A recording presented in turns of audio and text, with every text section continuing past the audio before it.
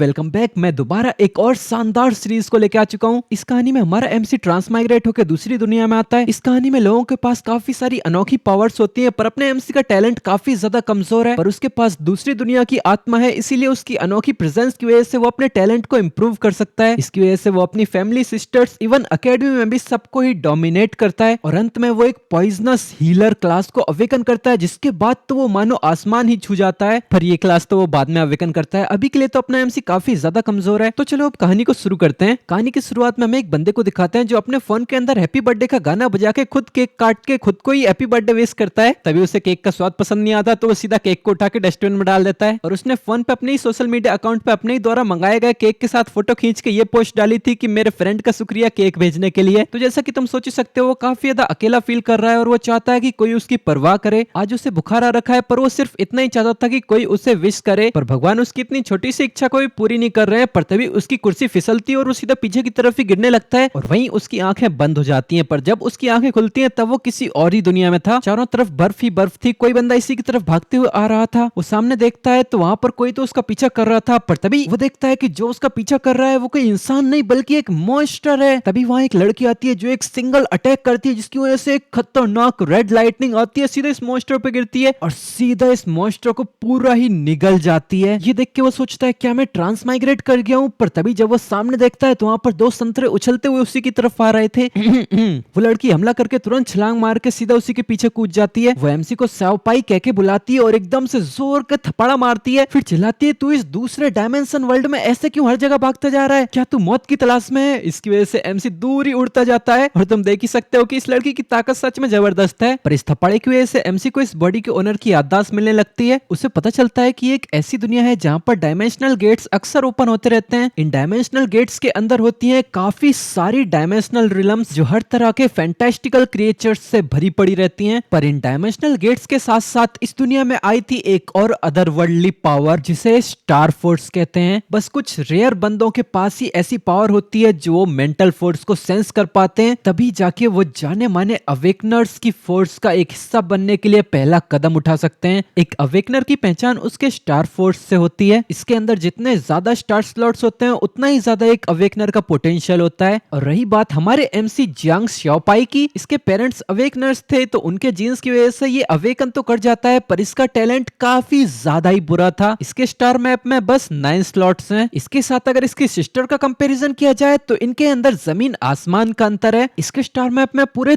30 slots हैं। इसके साथ इसकी दोस्त भी है जिसके पास भी इतना ही शानदार टैलेंट है, पूरे 28 स्लॉट्स। क्योंकि हमारे एमसी की पावर काफी ज्यादा कम है, इसीलिए ये दोनों ही अक्सर इसको ट्रेनिंग के लिए डायमेंशनल वर्ल्ड्स में ले जाते रहते हैं। और ऐसी ही एक ट्रेनिंग के दौरान अपना एमसी भी ट्रांसमाइग्रेट होकर इसकी बॉडी में आ चुका है। तभी उसे याद आता है कि यहाँ पर अभी 2 मॉन्स्टर थे। एक मॉन्स्टर को तो इसने मार दिया, पर दूसरा वो बगल में ऐसे ही इन लोगों के ऊपर हमला करने के लिए आ रहा था। तो एमसी चिल्लाता है बच के, और एकदम से अपने आप को इस मॉन्स्टर के सामने कर देता है। पर उसकी पावरफुल सिस्टर इंस्टेंटली रिएक्ट करती है। वो एक हाथ से एमसी को पकड़ के अपने पीछे खिसका देती है और अपनी अवेकनिंग स्किल वाइल्ड गेल का इस्तेमाल करते हुए इस मॉन्स्टर को अपने आप से दूर कर देती है और अपने भाई को प्रोटेक्ट करने लगती है। उसकी दोस्त श्याओइन भी खतरा सेंस कर लेती है और वो भी इंस्टेंटली रिएक्ट करते हुए स्कॉर्चिंग फ्लेम स्किल का इस्तेमाल करते हुए उस मॉन्स्टर पे हमला कर देती है। पर सरप्राइजिंगली वो मॉन्स्टर इसके अटैक को एक ही हाथ से रोक लेता है। तो लड़की भी सीरियस हो जाती है और अपने अटैक की डायरेक्शन को चेंज करते हुए सीधा उसकी गर्दन पे ही हमला कर देती है, जिसकी वजह से एक ही हमले वो मॉन्स्टर मारा जाता है। दूसरी तरफ हमारा एमसी जो संतरों की प्रोटेक्शन में बैठा है वो सोचता है वाओ, एक ही हमले में इतना बड़ा मॉन्स्टर,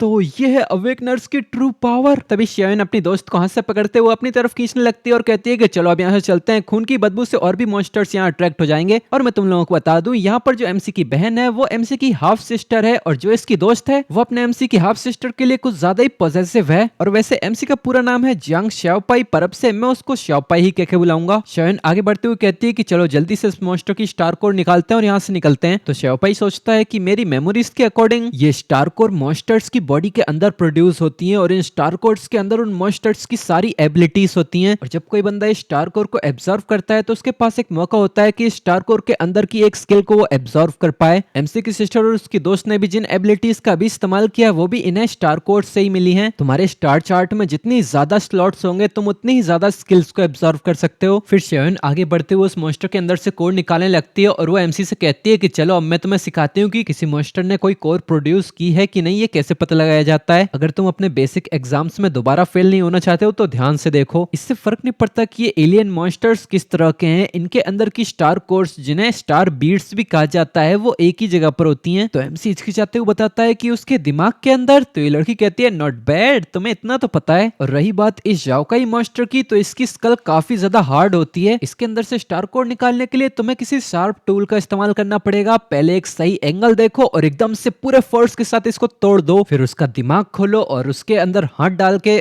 फिर उसके दिमाग के अंदर जाओ और साइबरलम ब्रेन सिस्टम, और इसी के आसपास मिल जाएगी। हमारी किस्मत खराब है, इस मॉन्स्टर के अंदर कोई कोर नहीं है। फिर वो चिल्लाते हुए शाओपाई की तरफ चाकू करती है और कहती है कि जाओ अब दूसरे मॉन्स्टर के अंदर तुम चेक करो। तो एमसी के पास भी कोई चॉइस तो नहीं थी, वो उसके हाथ से चाकू लेता है और मनी मन सोचता है कि मैंने अपनी 25 साल की उम्र में अभी तक कोई मछली भी नहीं काटी और अब मुझे एक ब्रेन खोदना पड़ेगा। पर ये दुनिया कितनी ज्यादा खतरनाक है, मैं तो शुरुआत में ऑलमोस्ट मर ही गया था। अगर मैं ये एक्सेप्ट नहीं करूंगा तो मैं तो यहाँ सर्वाइव भी नहीं कर पाऊंगा। तो पूरी दम लगा के अपने चाकू से उस मॉन्स्टर की स्कल पे हमला करता है। चारों तरफ खून फैलने लग जाता है और अगले ही पल वो खुद ही उल्टी करने लगता है। तो शाइन खुद जाके उस मॉन्स्टर के अंदर चेक करती है और बताती है कि इन दोनों मॉन्स्टर के अंदर कोई भी कोर नहीं मिली। स्टार कोर्स काफी ज्यादा रेयर होती हैं और इनके अंदर से स्किल्स पाना काफी ज्यादा डिफिकल्ट। यहाँ कुछ लोग तो ऐसे भी होते हैं जो पूरी जिंदगी मेहनत करते रहते हैं, उसके बावजूद उन्हें कोई स्टार स्किल नहीं मिल पाती। इसीलिए एक अवेकेंड पर्सन को सिर्फ टैलेंट ही नहीं बल्कि गुड लक की भी जरूरत होती है। तो शाओपाई कहता है हाँ समझ गया। तभी उसकी बहन कहती है शाओपाई क्या तुम ठीक हो? और वो मनी मन सोच रही थी कि क्या ये बस मेरी मिसअंडरस्टैंडिंग है। अभी ये अचानक से शाओपाई काफी ज्यादा समझदार लगने लगा है, क्या ये उस थप्पाड़े की वजह से तो नहीं था? शाओपाई तो एमसी की तरफ मुड़ता है। तभी ये लड़की उसकी तरफ एक स्टार बीट बढ़ाते हुए कहती है कि अभी जब तुम यहाँ आसपास भाग रहे थे तब हम उन मॉन्स्टर्स की बॉडी के अंदर से स्टार बीट्स को कलेक्ट कर रहे थे, तब तो मुझे टाइम नहीं मिला तुम्हें ये देने का। ये व्हाइट घोस्ट विच के अंदर से निकला था, तो फटाफट से तुम इसे एब्जॉर्व कर लो। इस चमचमाते हुए ऑर्ब को देखते हुए एमसी कहता है वाओ तो ये है स्टार बीट। वो अपने सिस्टर के हाथ से स्टार बीट को लेने लगता है और वो मनी मन सोच रहा था एक स्लॉट के अंदर सिर्फ एक ही स्किल आती है और मेरे स्टार मैप के अंदर बस 9 स्लॉट्स हैं, तो मैं बस 9 स्टार स्किल्स को ही हासिल कर सकता हूँ। फिर वो बिना इसकी चाहत के उस कोर को उठा के उसे एब्जॉर्व करने लगता है, जिसकी वजह से एक जोरदार लाइट चमकती है और अगले ही पल वो अपने सी ऑफ कॉन्शियसनेस के अंदर आ जाता है। तभी उसके पास एक और नोटिफिकेशन आती है जिसके अंदर उसके इंटरनल स्टार मैप की पूरी इंफॉर्मेशन दी गई थी। ये देख के शाओपाई सोचता है क्या इंटरनल स्टार मैप, क्या मेरे पास एक से ज्यादा स्टार मैप्स हैं? तभी एकदम से उसको एक जोर का झटका लगता है और उसके पास एक और नोटिफिकेशन आती है। यहाँ पर उसके द्वारा एब्जॉर्व की गई व्हाइट घोस्ट विच की कोर के बारे में इंफॉर्मेशन दी गई थी। इस कोर की क्वालिटी है ब्रास लेवल की। इसके अंदर 2 स्किल्स हैं। पहली स्किल है ब्लेसिंग, जिससे एमसी धीरे धीरे करके टारगेट की वाइटैलिटी को रिस्टोर करता रह सकता है। दूसरी है बेट, जिससे एमसी एक इल्यूजन बना के अपने एनिमी को कंफ्यूज कर सकता है और ये दोनों ही स्किल अपग्रेड हो सकती हैं। फिर उससे पूछा जाता है क्या तुम इस कोर को एब्जॉर्व या मर्ज करना चाहते हो? ये देख के एमसी हैरानी से सोचता है हे भगवान, इस इंटरनल स्टार मैप के अंदर आइडेंटिफिकेशन फंक्शन भी है। यहाँ पर तो ये भी पॉसिबल होता है कि भले ही एक बंदे को कोई स्टार कोर मिल भी जाए पर पूरी जिंदगी तक एब्जॉर्व करने के बाद भी उसे एक भी स्किल ना मिले, पर मैं इसे डायरेक्टली एब्जॉर्व कर सकता हूँ। और डायरेक्ट का मैं तो इसे कॉम्बिनेशन में एब्जॉर्व कर रहा हूँ। ये स्टार कोर तो मेरे मैप का बस एक ही स्लॉट होल्ड करेगा, पर इस स्टार कोर के अंदर 2 स्किल्स है, मतलब एक कोर के अंदर मैं 2 स्किल्स से रख रहा हूँ। फिर वो तुरंत ही इस कोर को एब्जॉर्व करने के लिए हाँ कर देता है, जिसकी वजह से वो कोर तुरंत ही टुकड़ों में बिखर जाती है और उसके अंदर एब्जॉर्व हो जाती है। फिर एकदम से वो रियलिटी में आ जाता है, जो देख के सिस्टर कहती है कैसा रहा, क्या तुमने कोई स्किल पाई? एमसी जवाब भी देने वाला होता है, तभी उसकी दोस्त एकदम से इनको रोकती है और कहती है हे अलर्ट रहना, कोई आ रहा है। उसकी बहन तुरंत शाओपाई को पकड़ लेती है, पर शाओपाई को तो कुछ भी समझ में नहीं आ रहा था। तो उसकी दोस्त बताती है कि यहाँ पर एक हंटिंग टीम इसी तरफ आ रही है। तभी हमें एक हंटिंग टीम को दिखाते हैं जिसके ऊपर एक शानदार सा बेंच भी चमक रहा था, मतलब ये लीगल और सर्टिफाइड टीम है। तभी इस टीम के कैप्टन के पास एक बंदा आता है और वो बताता है कैप्टन यहाँ पर 2 मॉन्स्टर्स की डेड बॉडी पड़ी है, ये दोनों जरूर अपने झुंड से अलग हो गए होंगे और दूसरी किसी हंटिंग टीम ने इसका शिकार कर लिया। ये लोग काफी सारी फालतू बातचीत करते हैं, पर इस सब से हमें इनके मकसद का पता चल जाता है। ये लोग यहाँ व्हाइट घोस्ट विच के बच्चे को पकड़ने आए हैं। ये लोग ऐसे ही काफी ज्यादा क्रूअल बातचीत कर रहे थे, जैसे कि किसी और के पास कोई बीट दिखे तो उन्हें मार के उनकी बीट छीन लो, बच्चे को दिखे तो बच्चे भी चुरा लो। मतलब सर्टिफाइड और लीगल टीम है, उसके बावजूद ऐसी बातचीतें कर रहे हैं। पर इन लोगों के आने से पहले यहाँ अपने एमसी और उसकी टीम एक जगह पर छुप चुकी थी। ये लोग ऐसी हंटिंग करते हुए काफी ज्यादा दूर निकल जाते हैं, तभी जाके ये तीनों राहत की सांस लेते हैं। फिर शाओपाई पूछता है कि ये लोग व्हाइट घोस्ट विच के बच्चे और स्टार कोर को छीनना क्यों चाहते हैं? तो शाइन बताती है तू बेवकूफ, तुझे इतना भी नहीं पता कि व्हाइट घोस्ट विच कितनी ज्यादा रेयर होती है। इन व्हाइट घोस्ट की कंपैरिजन में व्हाइट घोस्ट विच काफी ज्यादा रेयर होती है। एक व्हाइट घोस्ट के झुंड में बस एक ही व्हाइट घोस्ट विच होती है। और तो और व्हाइट घोस्ट विच की कोर के अंदर मेडिसिनल टाइप स्किल्स होती हैं। इस दुनिया में मेडिसिनल टाइप स्किल्स सबसे ज्यादा कम है, तो इसका मतलब इसकी वैल्यू भी काफी ज्यादा है। मार्केट के अंदर एक व्हाइट घोस्ट की स्टार कोर का प्राइस 500 से 800 के लगभग होगा, पर व्हाइट घोस्ट विच की स्टार कोर का प्राइस 200,000 से भी ज्यादा हो जाता है। इतना बड़ा डिफरेंस जान के तो एमसी काफी ज्यादा हैरान हो जाता है, एकदम से चिल्लाता है क्या। तो उसकी सिस्टर कहती है कि ये ध्यान में रखना, एक डायमेंशनल स्पेस के अंदर तुम्हें क्रिएचर्स के साथ साथ इंसानों से भी सावधान रहने की जरूरत होती है। अवेकनर्स की बॉडी के अंदर भी स्टार बीड प्रोड्यूस होता है, ऑल्दो इनके अंदर कोई स्किल्स नहीं होती, पर इनके अंदर जो स्टार एनर्जी होती है वो इन क्रिएचर्स से भी ज्यादा होती है। अब ये जान के तो एमसी को और भी बड़ा झटका लगता है और वो सोचता है क्या मतलब अवेकनर्स के अंदर भी कोर होती है, तो क्या यहाँ पर मारे जाने का खतरा और भी ज्यादा नहीं बढ़ जाता। अब कोई शक नहीं, हमें यहाँ ऐसे छुपना पड़ा। आखिर में किस तरह के नर्क में ट्रांसमाइग्रेट होके आ गया हूँ, या तो मॉन्स्टर्स के हाथों मारो जाओ या फिर इंसान के हाथों। तभी उसकी सिस्टर इसके सर पे हाथ फेरते हुए कहती है कि चलो अब यहाँ से चलते हैं, अब अंधेरा होने वाला है और शाओयन और मेरी भी स्टार एनर्जी लगभग खत्म होने वाली है, तो सेफ्टी रीजंस के लिए अंधेरा होने से पहले हम सप्लाई पॉइंट पे पहुंच जाते हैं। फिर ये लोग ऐसे ही चलते रहते हैं और 2 मिनट के बाद का सीन दिखाया जाता है। यहाँ पर अब भी ये लोग आगे बढ़ते जा रहे थे। यहाँ पर एमसी की सिस्टर इसकी तरफ देखते हुए सोचती है शाओपाई का मूड अभी थोड़ा सा ऑफ लग रहा है, क्या इसीलिए कि उसे व्हाइट घोस्ट विच के कोर के अंदर से कोई स्किल नहीं मिली। तो उसकी सिस्टर इसको दिलासा देते हुए कहती है कि भले ही तुम्हें उसकी कोर के अंदर से कोई स्किल ना मिली हो, पर फिर भी तुम्हें ज्यादा चिंता करने की जरूरत नहीं है। तो एमसी मनी मन सोचता है अरे नहीं, मैं तो यहाँ इस दुनिया की कठिनाइयों से डर रहा था। फिर वो इससे कहता है एक्चुअली मैं, तभी वो सामने कुछ देख के एकदम से रुक जाता है, क्योंकि उसके सामने थे दर्जन से भी ज्यादा व्हाइट घोस्ट, जिन्हें देख के शाओयन भी फाइटिंग के लिए तैयार हो जाती है। और इसकी सिस्टर बताती है कि यहाँ पर इतना बड़ा व्हाइट घोस्ट का झुंड कभी नहीं होता, मतलब जरूर यहाँ पर कोई व्हाइट घोस्ट विच भी है। इन्हें देख के अब एमसी घबराने लग जाता है और वो इन लोगों पे चिल्लाता है क्या तुम लोगों ने नहीं कहा था कि ये काफी ज्यादा रेयर होती है। तभी ये पूरा का पूरा झुंड इन लोगों पर हमला करने के लिए आ जाता है, जो देख के शाओयन भी अपनी तलवार के ऊपर बर्निंग फ्लेम नाम की स्किल लगा के इनके ऊपर हमला करने लगती है। एमसी की बहन भी वाइल्ड विंड का इस्तेमाल करते हुए एमसी को प्रोटेक्ट करने लगती है। फिर एकदम से अपना हाथ ऊपर उठा के शैटर स्काई नाम की स्किल का इस्तेमाल करती है, जिससे उसकी बॉडी से काफी खतरनाक रेड कलर का ऑरा निकलने लगता है, जिसकी वजह से ये लड़की स्लैश मारते हुए काफी सारे मॉन्स्टर्स को दूर फेंक देती है। पर तभी एक मॉन्स्टर यहाँ अपने खतरनाक पंजों के साथ एमसी की तरफ हमला करने के लिए आ जाता है, पर ये लड़की उसे नोटिस कर लेती है और एकदम से एमसी के सामने आ जाती है, जिसकी वजह से उस मॉन्स्टर का हमला इसको ही लगता है और उसके कंधे पे एक घाव बन जाता है। पर इस घाव के बावजूद वो शाओपाई को लेके एकदम से यहाँ से दूर कूद जाती है। ये देख शाओयन चिल्लाती है शुए शुए। इधर हमारा एमसी भी नीचे गिरने के बाद धीरे धीरे करके उठता है। उसके बगल में उसकी बहन पड़ी हुई थी, जिसके अंदर से काफी ज्यादा खून वगैरह निकल रहा था, जो देख के एमसी चिल्लाता है हन जियांग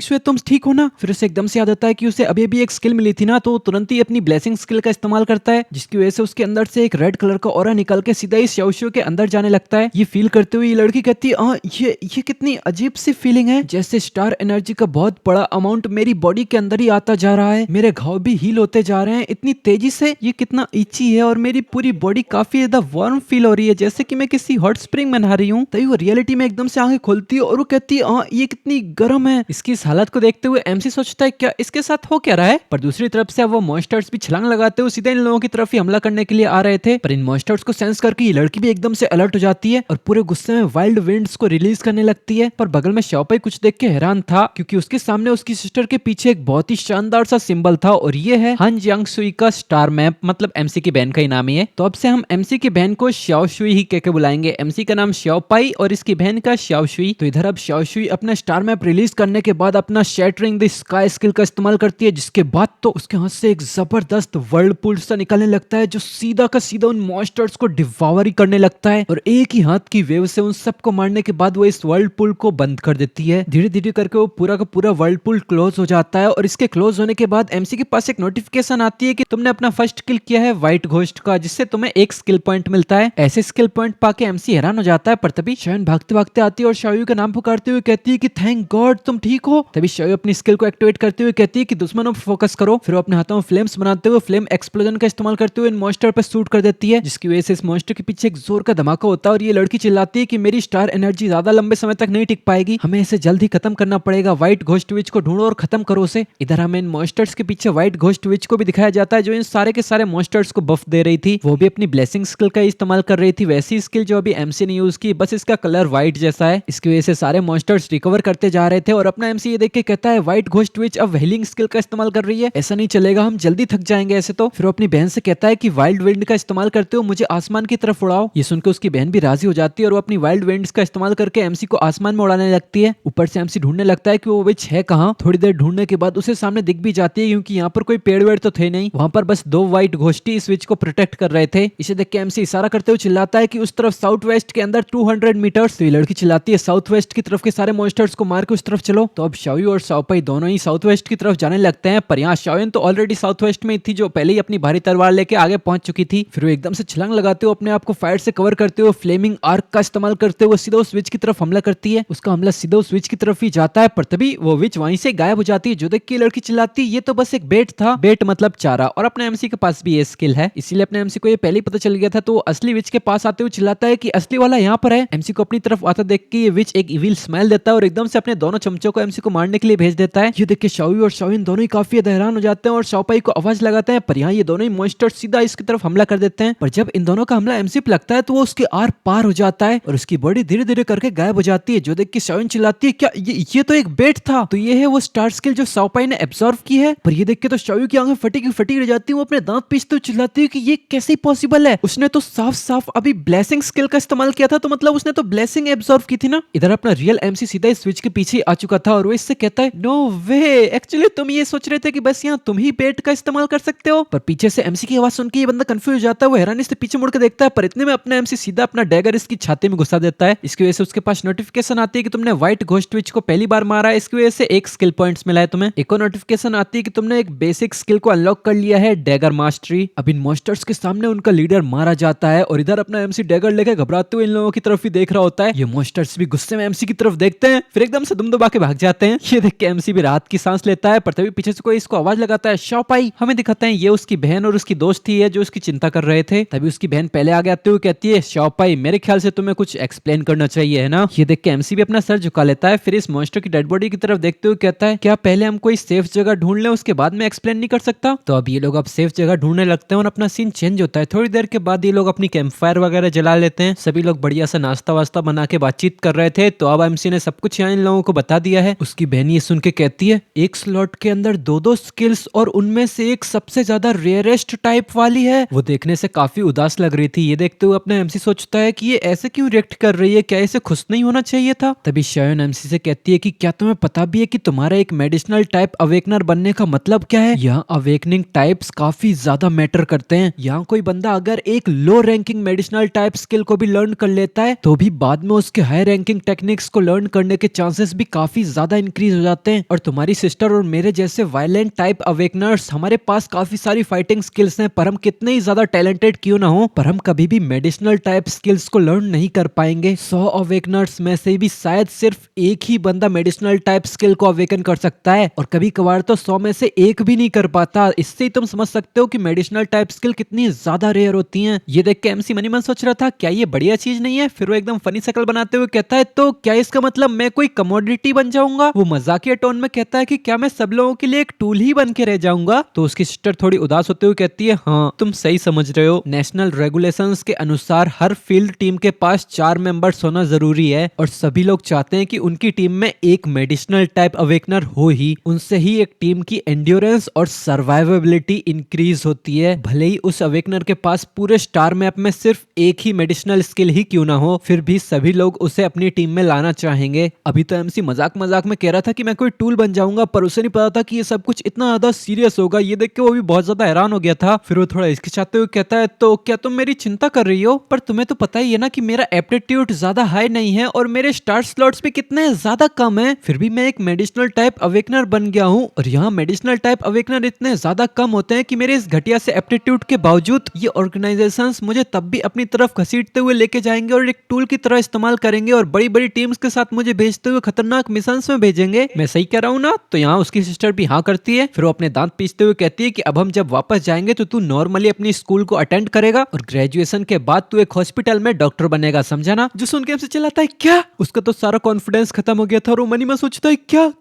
ये इस बेकार सी बात को ऐसे क्यों बोल रही है कि जैसे ये बहुत ही ज्यादा इंप्रेसिव है। मुझे तो लगा था कि मैं एक गॉड बनने के रास्ते में चल रहा हूँ, पर ये रास्ता तो हॉस्पिटल के लिए जाता है। तभी शोयू ऐसे कहती है हे ओवर प्रोटेक्टिव होने की भी एक लिमिट होती है, शाओपाई के फ्यूचर के रास्ते को उसे खुद ही डिसाइड करने दो। तो शोयू कहती है हाँ मुझे भी इस फैक्ट के बारे में पता है, पर फिर वो एकदम से चुप रह जाती है और अपना सर झुका लेती है। ये देख के पहले एमसी कुछ नहीं बोलता, फिर वो भी अपना सर झुकाता है और फिर वो कहता है हाँ चलो ठीक है, अब इसके बारे में चिंता मत करो, मैं अभी बस 16 साल का हूँ। तो शोयू भी कहती है अरे हाँ तुम सही कह रहे हो, अभी तो फ्यूचर बहुत ही ज्यादा लंबा है, इसके बारे में चिंता करने की जरूरत नहीं है। फिर सुयुन अपनी दोस्त को टीज करते हुए कहती है कि चलो चलो आज हमने जो चीजें पाई हैं उनको काउंट करते हैं। फिर वो एमसी से कहती है कि और तू जल्दी जाके सो जा और सुबह जल्दी जागना, फिर हम तुझे ट्रेनिंग पे लेके जाएंगे। ये देख के एमसी मुस्कुराते हुए कहता है हाँ ठीक है मैं समझ गया। और वो मनी मन सोच रहा था ओ तो ऐसा लगता है जब कोई तुम्हारी परवाह करता है। मैं अपनी पिछली जिंदगी में ऐसी फीलिंग के बारे में चाहत करते करते ही मर गया, पर ये फीलिंग सच में अच्छी है। तो अब ऐसे ही समय गुजरता जाता है, सुबह हो चुकी है और एक और व्हाइट घोस्ट इनके टेंट पे हमला करने के लिए आ चुका है। तो यहाँ पर सुइन कहती है शाओपाई जा आगे फाइट कर, पर यहाँ इन दोनों के बीच में साइज का डिफरेंस ही देख के एमसी की फट के 64 हो रखी थी। वो घोस्ट धाड़ते हुए सीधा एमसी पे टूट पड़ता है, पर शाओपाई कम नहीं था, वो अपने सामने बेट छोड़ के पीछे भाग लेता है, पर उसके अटैक की वजह से उसके गाल पे एक स्क्रैच पड़ जाता है। वो मास्टर बिना देरी किए फिर से एमसी के ऊपर हमला करने के लिए आता है। तो एमसी भी इधर बड़ी मेहनत से डॉज करते हुए अपने हाथों से इसको ब्लॉक करता है। फिर वो एक अज़ुरे फ्लैश नाम की स्किल का इस्तेमाल करके यहाँ से दूर हट जाता है। ये दोनों भी पीछे से इस फाइट पे नजर रखे हुए थे। तभी शेवन सुयुए से कहती है क्या तुम अभी इस बारे में चिंता कर रही हो कि तुम्हें व्हाइट घोस्ट विच की स्टार बीट उसे नहीं देनी चाहिए थी एब्जॉर्व करने के लिए? तुम्हें तो बल्कि इसके बारे में खुश होना चाहिए। इस पूरी बाइजियांग लैंड के अंदर व्हाइट घोस्ट विच की कोर से बेहतर फाउंडेशनल कोर कहीं नहीं मिलेगी। तो शेयू थोड़े उदासी भरे एक्सप्रेशंस के साथ कहती है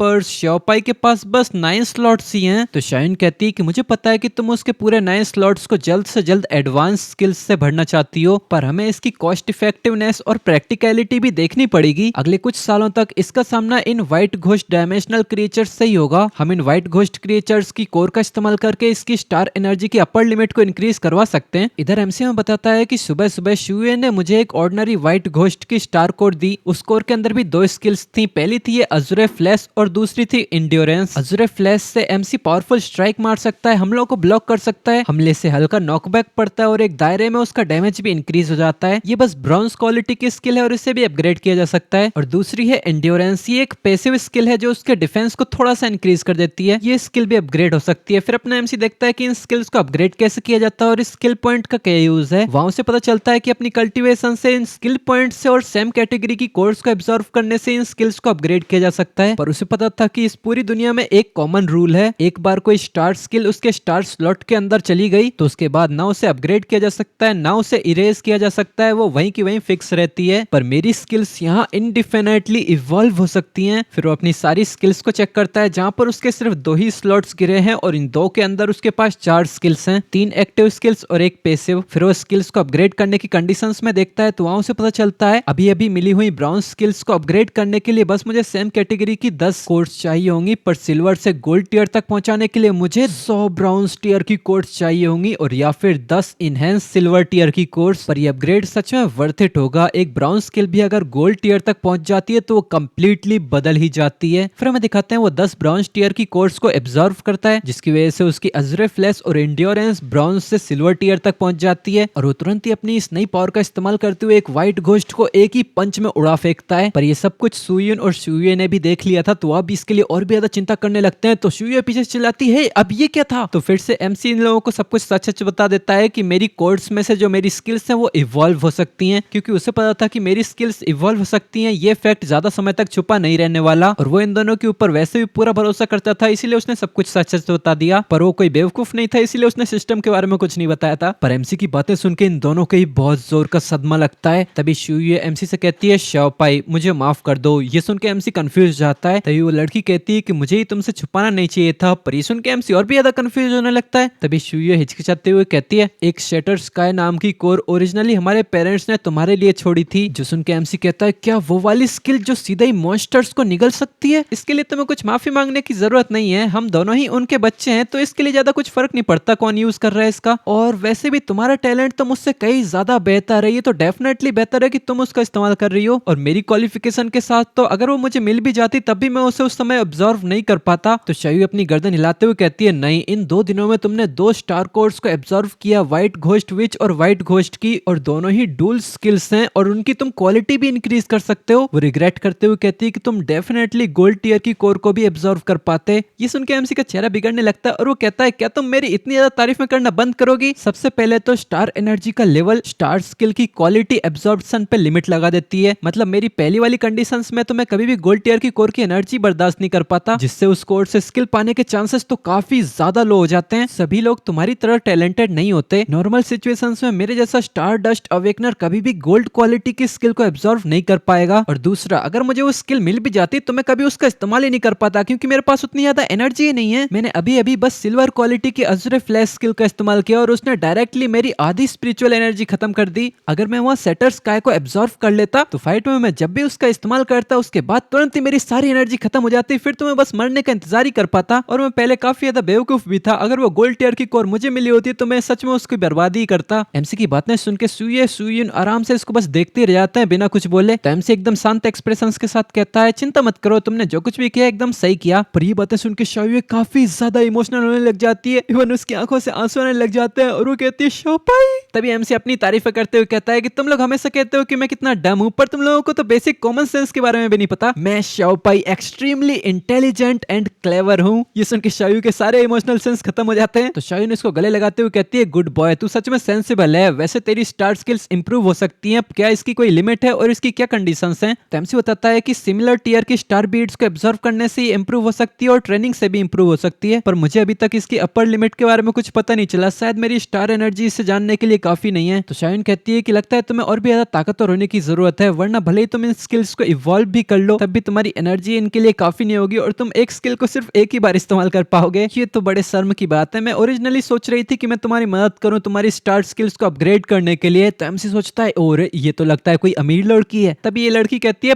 पर अपने पास एक सुपर ट्रेजर रखना एक क्राइम है, तो तुम ऐसे ही कैजुअली किसी के भी सामने अपने टैलेंट का बखान करते नहीं रह सकते। तुम्हारी स्किल्स की क्वालिटी तो बाद में इंप्रूव होती रहेगी, पर स्कूल में एंटर करने के बाद तो तुम्हें कभी न कभी अवेकनर टीम को ज्वाइन करना ही होगा। वो टीम मेंबर्स तुम्हारे साथ पूरे 3 सालों तक स्कूल में रहेंगे और इवन कॉलेज में भी। अगर तुम ध्यान से अपने टीम मेंबर्स को चूज नहीं करोगे तो तुम्हारी पूरी टीम खत्म कर दी जाएगी। तो एमसी एकदम डल लुक के साथ कहता है, क्या मैं तुम दोनों की टीम को ज्वाइन नहीं कर सकता? तो शुइन बस ना में हाथ हिलाने लग जाती है, जो सुन के एमसी कंफ्यूज हो जाता है। तो एमसी सोचता है, क्या मैंने कुछ गलत बोल दिया? तभी वो कहता है, क्या हुआ, क्या मैं कुछ गलत कह रहा हूँ? जो सुन के तो ये दोनों ही काफी ज्यादा हैरान हो जाते हैं। फिर एकदम से शुइन कहती है, अरे हाँ, मैं तो भूल ही गई थी, ऐसा भी तो किया जा सकता है। फिर ऐसे ही अपना सीन चेंज होकर रात की तरफ आता है। इन लोगों ने फिर से टेंट लगा लिया है और शुइन कहती है, शाओपाई, जैसा कि मैंने कहा था, इन डायमेंशनल वर्ल्ड्स में रिलायबल टीममेट्स काफी ज्यादा इंपॉर्टेंट होते हैं। ऐसे स्ट्रॉन्ग टैलेंट के साथ तुम डेफिनेटली इस दुनिया में काफी ज्यादा नाम कमाओगे। इन हाई स्कूल के 3 सालों में हमें ज्यादा चिंता करने की जरूरत नहीं है कि तुम्हारा टैलेंट एक्सपोज हो जाएगा। बस ध्यान रखना, इन 3 सालों में तुम्हें अपनी स्टार स्किल्स की क्वालिटी को इंप्रूव नहीं करना है। इसीलिए मेरे पास एक सजेशन है शाओपाई, तुम डायरेक्टली अपने हाई स्कूल से जंप करके सीधा 3rd ईयर में आ जाओ और डायरेक्टली हमारी टीम को ज्वाइन कर लो। ये सुन के तो शाओपाई भी हैरान हो जाता है और शाहीन कहती है कि इससे तुम्हारा हाई स्कूल का टाइम भी छोटा हो जाएगा और इन कॉलेज के 4 सालों में हम डेफिनेटली तुम्हें एक ऑलराउंड एक्सपर्ट बना देंगे। और तो और शाओपाई एक मेडिसिनल अवेकनर है, ऐसा बंदा हमारी टीम में रहेगा तो हमारे मिशंस में भी हमें सेफ्टी मिलेगी। हमारी एबिलिटीज के साथ इसे प्रोटेक्ट करना ज्यादा डिफिकल्ट भी नहीं होगा।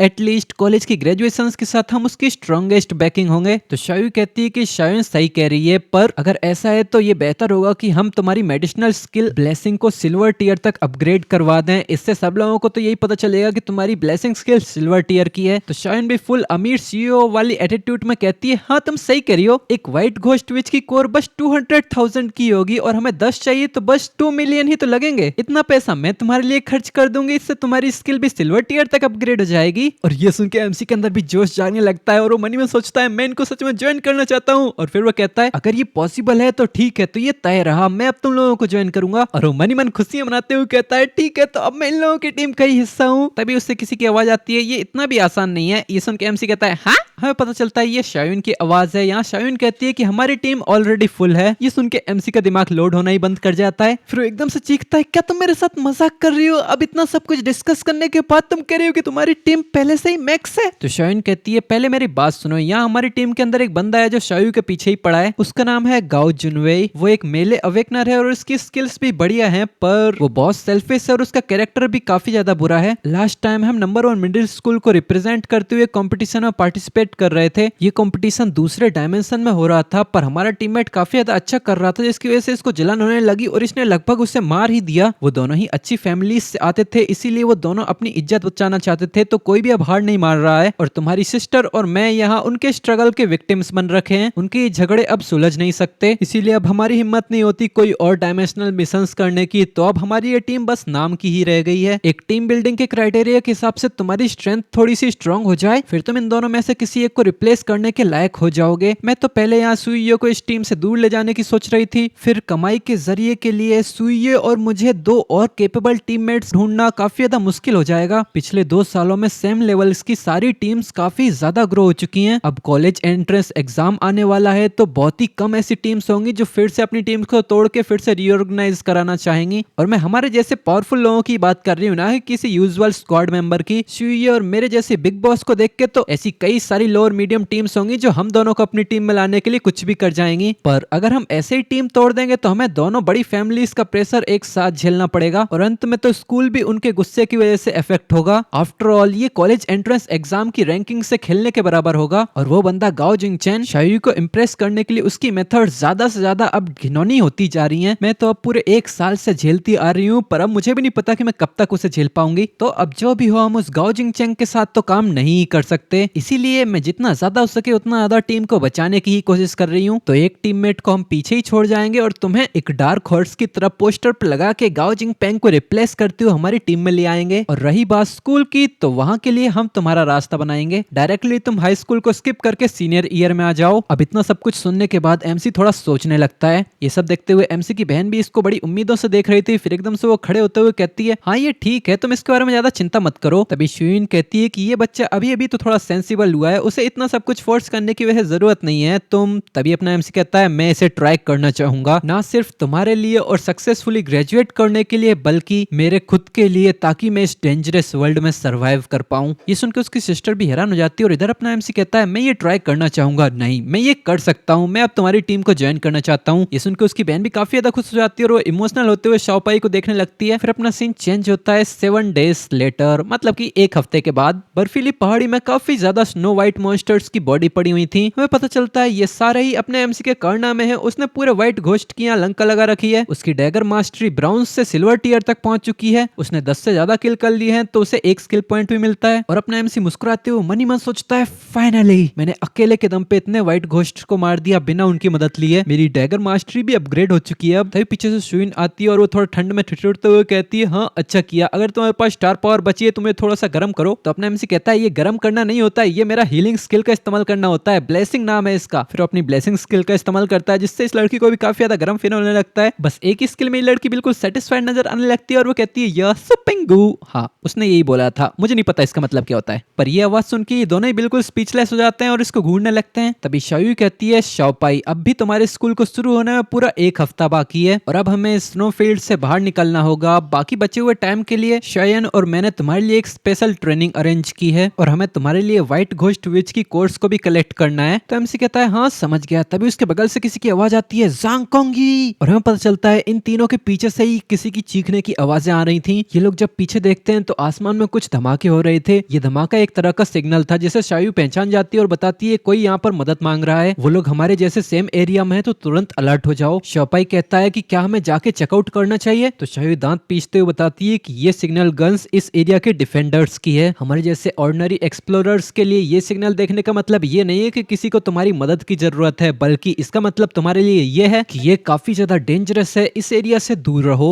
और हमें सामने दिखाते हैं व्हाइट घोस्ट क्रिएचर्स का एक बहुत ही बड़ा झुंड एक टीम का पीछा कर रहा था और इस टीम में सबसे आगे भाग रहे बंदे के पास इन्हीं व्हाइट घोस्ट का एक बच्चा भी था। इन्हें देख के शायू चिल्लाती कि ये सभी लोग हमारी डायरेक्शन में आ रहे हैं, सभी लोग छुप जाओ और कोई मूवमेंट्स मत करना मेरे ऑर्डर के बिना। ये सुन के एमसी और शायन भी हाँ कर देते हैं। इधर इनकी टीम वाला एक बंदा कहता है, कैप्टन हम उनका बच्चा चुरा के लाए हैं तो ऐसा तो हो ही नहीं सकता कि हम इनके झुंड से इतनी आसानी से बच के निकल पाए। इसी के बगल वाला एक बंदा कहता है, अगर ऐसे ही चलता रहा तो गार्डियंस के आने से पहले हम लोग मारे जाएंगे और मेरी तो सारी स्टार एनर्जी ऑलमोस्ट खत्म ही हो गई है। तो इनकी टीम का कैप्टन अपने दांत पीसते हुए कहता है, फिर वो अपने हाथ में एक एक्सप्लोसिव फ्लेम नाम की स्किल को जनरेट करता है और एकदम से अपने टीममेट की ओर फेंक देता है। ये देख के तो उसके टीममेट को भी एक जोर का झटका लगता है और वो कहता है, टीम कैप्टन। तो सामने से उसका कैप्टन कहता है, तुम चिंता मत करो, जब मैं वापस जाऊंगा तो मैं फैमिली को रिपोर्ट करूंगा कि तुमने अपने अंत तक बहादुरी से फाइट की, पर अंत में तुम दुश्मनों से हार ही गए। फिर वो अपने टीममेट को व्हाइट घोस्ट के सामने ही छोड़ के भाग जाता है और व्हाइट घोस्ट को अपनी तरफ आते हुए देख के ये बंदा भी जोर की चीख लगाता है। वो भी अपनी टीम की तरफ हाथ आगे बढ़ाता है इस उम्मीद में कि कोई उसे बचाएगा, पर अंत तुम खुद ही इमेजिन कर सकते हो। वो व्हाइट घोस्ट अपने बच्चे को बचाने के लिए उसकी तरफ टाइम वेस्ट भी नहीं करते और सीधा इसको कुचल के निकल जाते हैं। और ये सब कुछ अपने एमसी और उसकी टीम के सामने ही हुआ था। इन सारे व्हाइट घोस्ट के जाने के बाद शाओपाई कहता है कि ये तो व्हाइट घोस्ट नाइट वॉक के जैसा है, शायद ये कोई परेड वरेड सा होता होगा। शायू भी अपने दांत पीसते हुए कहती है कि जो टीम अभी यहाँ से निकल के गई है ये सब कुछ इस वैली में इसी लोगों की वजह से हो रहा है। इन लोगों ने यहाँ इतना बड़ा कमोशन क्रिएट कर दिया, लगता है इन लोगों को व्हाइट घोस्ट विच का कोई बच्चा मिल गया। तो शाओपाई कहता है कि अब हम क्या करें। तो शायू कहती है,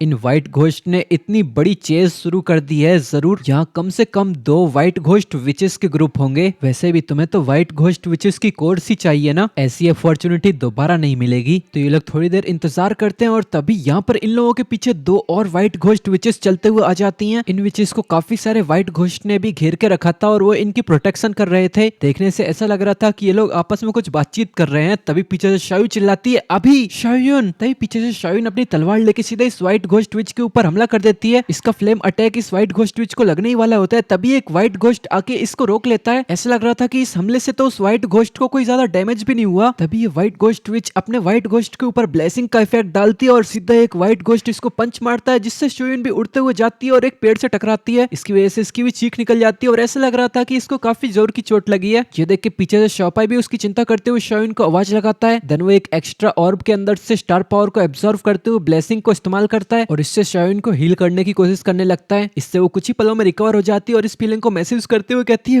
वाओ ऑसम, ये कितना कूल है। जितनी भी बार इसे महसूस करूं ये मेरी पूरी बॉडी को रिफ्रेश कर देता है। तभी एक व्हाइट घोस्ट इसके ऊपर हमला करने के लिए आता है, पर ये लड़की अब भी अपने ऑर्गेज्म से बाहर नहीं निकली थी और वो एकदम डर के एक्सप्रेशन बनाते हुए इसकी तरफ देखते हुए कहती है, चलो एक अच्छी फाइट करते हैं। फिर वो पागलों की तरह अपनी पावर्स का इस्तेमाल करती हुए अपने ऑरा चारों तरफ फैलाने लग जाती है और उस मॉन्स्टर से फाइट करने लगती है। ये देख के शॉपाई चिल्लाता है, इसकी सटक गई है शायून, क्या तू पागल हो गई है? तभी शायून कहती है कि फाइटिंग करना कभी भी अच्छी हैबिट नहीं होती और इसका ये अभी का बिहेवियर बस मीनिंगलेसली स्टार पावर को वेस्ट कर रहा है। ये सुन के एमसी गिल्टी महसूस करने लगता है और वो अपनी कांपती आवाज में कहता है, शायद मैंने कुछ ज्यादा ही ब्लेसिंग का इस्तेमाल कर लिया। वो एक मेले फाइटर है तो इंजर्ड तो होती रहती है, शायद मैं उसके ऊपर कुछ ज्यादा ही फोकस कर गया था। तो शायू भी एक गहरी सांस भरते हुए कहती है, वेल अब यहाँ पर हमारी टीम में एक मेडिसिनल अवेकनर है तो उसने अब आंख बंद करके सबके साथ घमंड में फाइट करना शुरू कर दिया है। फिर वो आगे बढ़ते हुए चिल्लाती है कि हम उसके ऊपर भरोसा नहीं कर सकते, मैं जाके उस व्हाइट घोस्ट विच को यहाँ से उड़ा देती हूँ। फिर वो पीछे मुड़ के एमसी से कह जाती है कि मैं जल्दी वापस आऊंगी तो यहाँ का सब कुछ मैं तुम्हारे ऊपर छोड़ के जाती हूँ, इसका ध्यान रखना। और वो यहाँ शायून की बात कर रही थी। इस तरफ शायू के जाने के बाद एक व्हाइट घोस्ट एमसी के ऊपर हमला करने आता है। इस व्हाइट घोस्ट के ऊपर उस व्हाइट घोस्ट विच ने बफ दे रखा था, पर अपना एमसी बेट का इस्तेमाल करता है और सीधा उसके पीछे आके सीधा अपना चाकू इसके सर में घुसा देता है। और इस तरफ अपना एमसी अब बिल्कुल भी किसी को मारने में हेजिटेट नहीं कर रहा था, उसके चेहरे पे एकदम डेडली एक्सप्रेशंस थे। उल्टा अब तो उसे इसमें मजा आने लगा था क्योंकि इन्हें मारने से उसे रिवॉर्ड जो मिल रहे थे। तभी इसको 10 ब्राउन्स ग्रेड के व्हाइट घोस्ट को मारने की वजह से एक और स्किल पॉइंट मिल जाता है, पर इससे एमसी थोड़ा कंफ्यूज हो जाता है क्योंकि अभी उसने 10 तो नहीं मारे थे। तो वो सोचता है क्या मेरे साथी अगर इन व्हाइट घोस्ट को मारे क्या तो मुझे तब भी रिवॉर्ड्स मिलेंगे। तभी पीछे से शायून उसके पास आते हुए ठंड में ठिठुरते हुए कहती है, हे शॉपाई जल्दी से मेरी बॉडी को वार्म अप करो, अपनी ब्लेसिंग का इस्तेमाल करो। पर अब ये सुन के अब एमसी की सटक जाती है और वो चिल्लाता है, क्या तुम लोगों ने मुझे कोई परपेचुअल मोशन मशीन समझ के रखा है? मेरी स्टार पावर ऑलमोस्ट खत्म ही हो चुकी है। तभी यहाँ पर ये व्हाइट घोस्ट अचानक से अजीब से रिएक्ट करने लगते हैं और शायू इसके पास आते हुए कहती है कि वो व्हाइट घोस्ट विच यहाँ से भागने की कोशिश कर रही है। तो शॉपाई चिल्लाता है, उसे रोको। ये सुन के शायू तुरंत अपनी तलवार उठा के उनके पीछे भागने लगती है और वो कहती है, क्या ये भागना चाहते हैं? ऐसा तो हो ही नहीं सकता। पर अगले ही पल वो पत्थर से टकरा के सीधा नीचे ही गिर जाती है। ये देख के तो एमसी की बोलती बंद हो जाती है और गिरने के बाद शायू एकदम बचकानी हरकतें करते हुए आ ऊ करने लगती है। पर ये देख के शायू अपने दांत पीसते हुए कहती है, हेटफुल, ये मेरी वाइल्ड विंड से बस थोड़ी सी दूर है। और हमें दिखाते हैं यहाँ पर ये विच एक 4 पैरों वाले बिल्ली जैसे व्हाइट घोस्ट के ऊपर बैठ के भाग रहा था। ये देख के शॉपाई सोचता है, क्या यहाँ कोई तरीका है जिससे हम इसको स्लो कर सकते हैं? फिर वो अपने पास्ट को याद करता है जहाँ पर शायू से उसे पता चला था कि मेरी ब्लेसिंग दूसरी तरह की ब्लेसिंग से थोड़ी डिफरेंट है। ना सिर्फ इसके अंदर एक हीलिंग इफेक्ट है बल्कि इससे लोगों को एक्सट्रीमली कंफर्टेबल फील होने लगता है। फिर वो खुशी से कहता है कि अगर ऐसा है तो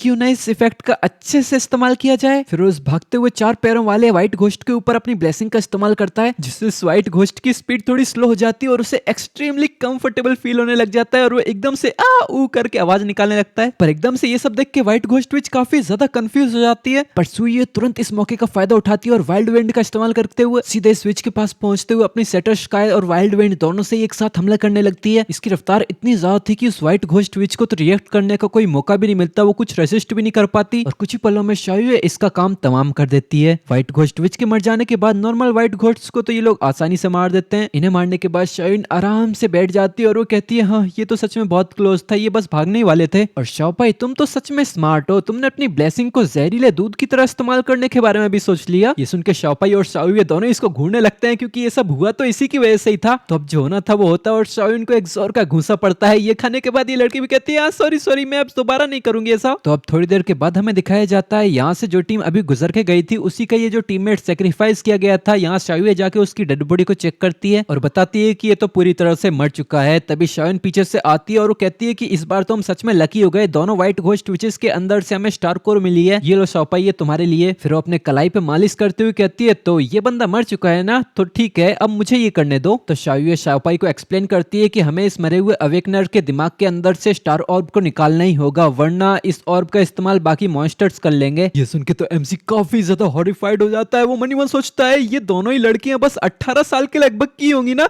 ये लोग लोगों के दिमाग को ऐसे खोद रहे हैं जैसे ये आइसक्रीम खोद रहे हो। तभी शाओयू हंसते हुए कहती है कि चलो यहाँ से चलते हैं, अब व्हाइट घोस्ट विचेस मर चुकी हैं तो नॉर्मल व्हाइट घोस्ट हमें मारने के लिए यहाँ तो डेफिनेटली वापस नहीं आएंगे। जो सुन के शाओपाई भी हिचकिचाते हुए कहता है हाँ ठीक है बढ़िया। तभी ये लोग जब आगे बढ़ते हुए देखते हैं तो वहां पर और भी लोगों की ऐसी डेड बॉडीज पड़ी थी, जो देख के अपना एमसी कहता है क्या ये सभी लोग मर चुके हैं। इतनी डेड बॉडीज देख के एमसी थोड़ा होल्ड बैक करने की कोशिश तो करता है, पर अंत में इसे उल्टी आने ही लगती है। पर शाओयू इसे इग्नोर करती है और बताती है कि ये बस खुद के द्वारा किया गया घाव ही है, क्योंकि इस व्हाइट घोस्ट विच के बच्चे के ऊपर इनकी क्लैन का मार्क है, तो ये लोग कहीं भी भाग लें ये व्हाइट घोस्ट विचेस इनको ट्रैक डाउन करके इन्हें हंट जरूर करेंगी। अगर इन्होंने उस बच्चे को जाने दिया होता तो शायद ये लोग सरवाइव करने के एक मौके को हासिल कर पाते। फिर इधर शाओयू कहती है कि इन लोगों की बॉडी के ऊपर कोई भी स्टार बीड्स क्यों नहीं है, क्या इन लोगों के पास थोड़े बहुत भी स्टॉक में नहीं थे। तो शाओयू कहती है कि इतने सारे व्हाइट घोस्ट इन लोगों का पीछा कर रहे थे, अगर इन लोगों के पास एक दो स्टार बीड्स थी भी तो इन लोगों ने उन्हें एब्जॉर्व कर लिया होगा। तभी शाओयू कहती है हाँ तो क्या हुआ, वो इंसानों की स्टार कोर मुझे दो। तो शाओयू भी उन इंसानों के दिमाग से निकाली हुई कोर को निकालती है और वो शाओपाई की तरफ दिखाते हुए कहती है ये देखो ये इंसानों की डेड बॉडी से निकाली गई है, क्या तुम्हें इससे डर नहीं लग रहा। तो शाओपाई इस कोर को हाथ में लेते हुए सोचता है देखने से तो ये किसी मॉन्स्टर की कोर से बिल्कुल भी डिफरेंट नहीं लग रही है, शायद इन मॉन्स्टर्स और इंसानों की कोर्स के अंदर सिर्फ एक ही डिफरेंस है कि इंसानों की कोर के अंदर से हम स्किल्स को एब्जॉर्व नहीं कर सकते। तभी एमसी के पास डिंग करके सिस्टम की नोटिफिकेशन आती है कि एक स्टार कोर को डिटेक्ट किया गया है, इसके अंदर से स्किल्स को एब्जॉर्व किया जा सकता है। ये सुन के तो एमसी के पसीने छूटने लग जाते हैं और वो काफी ज्यादा हैरान हो गया था और वो कहता है क्या नो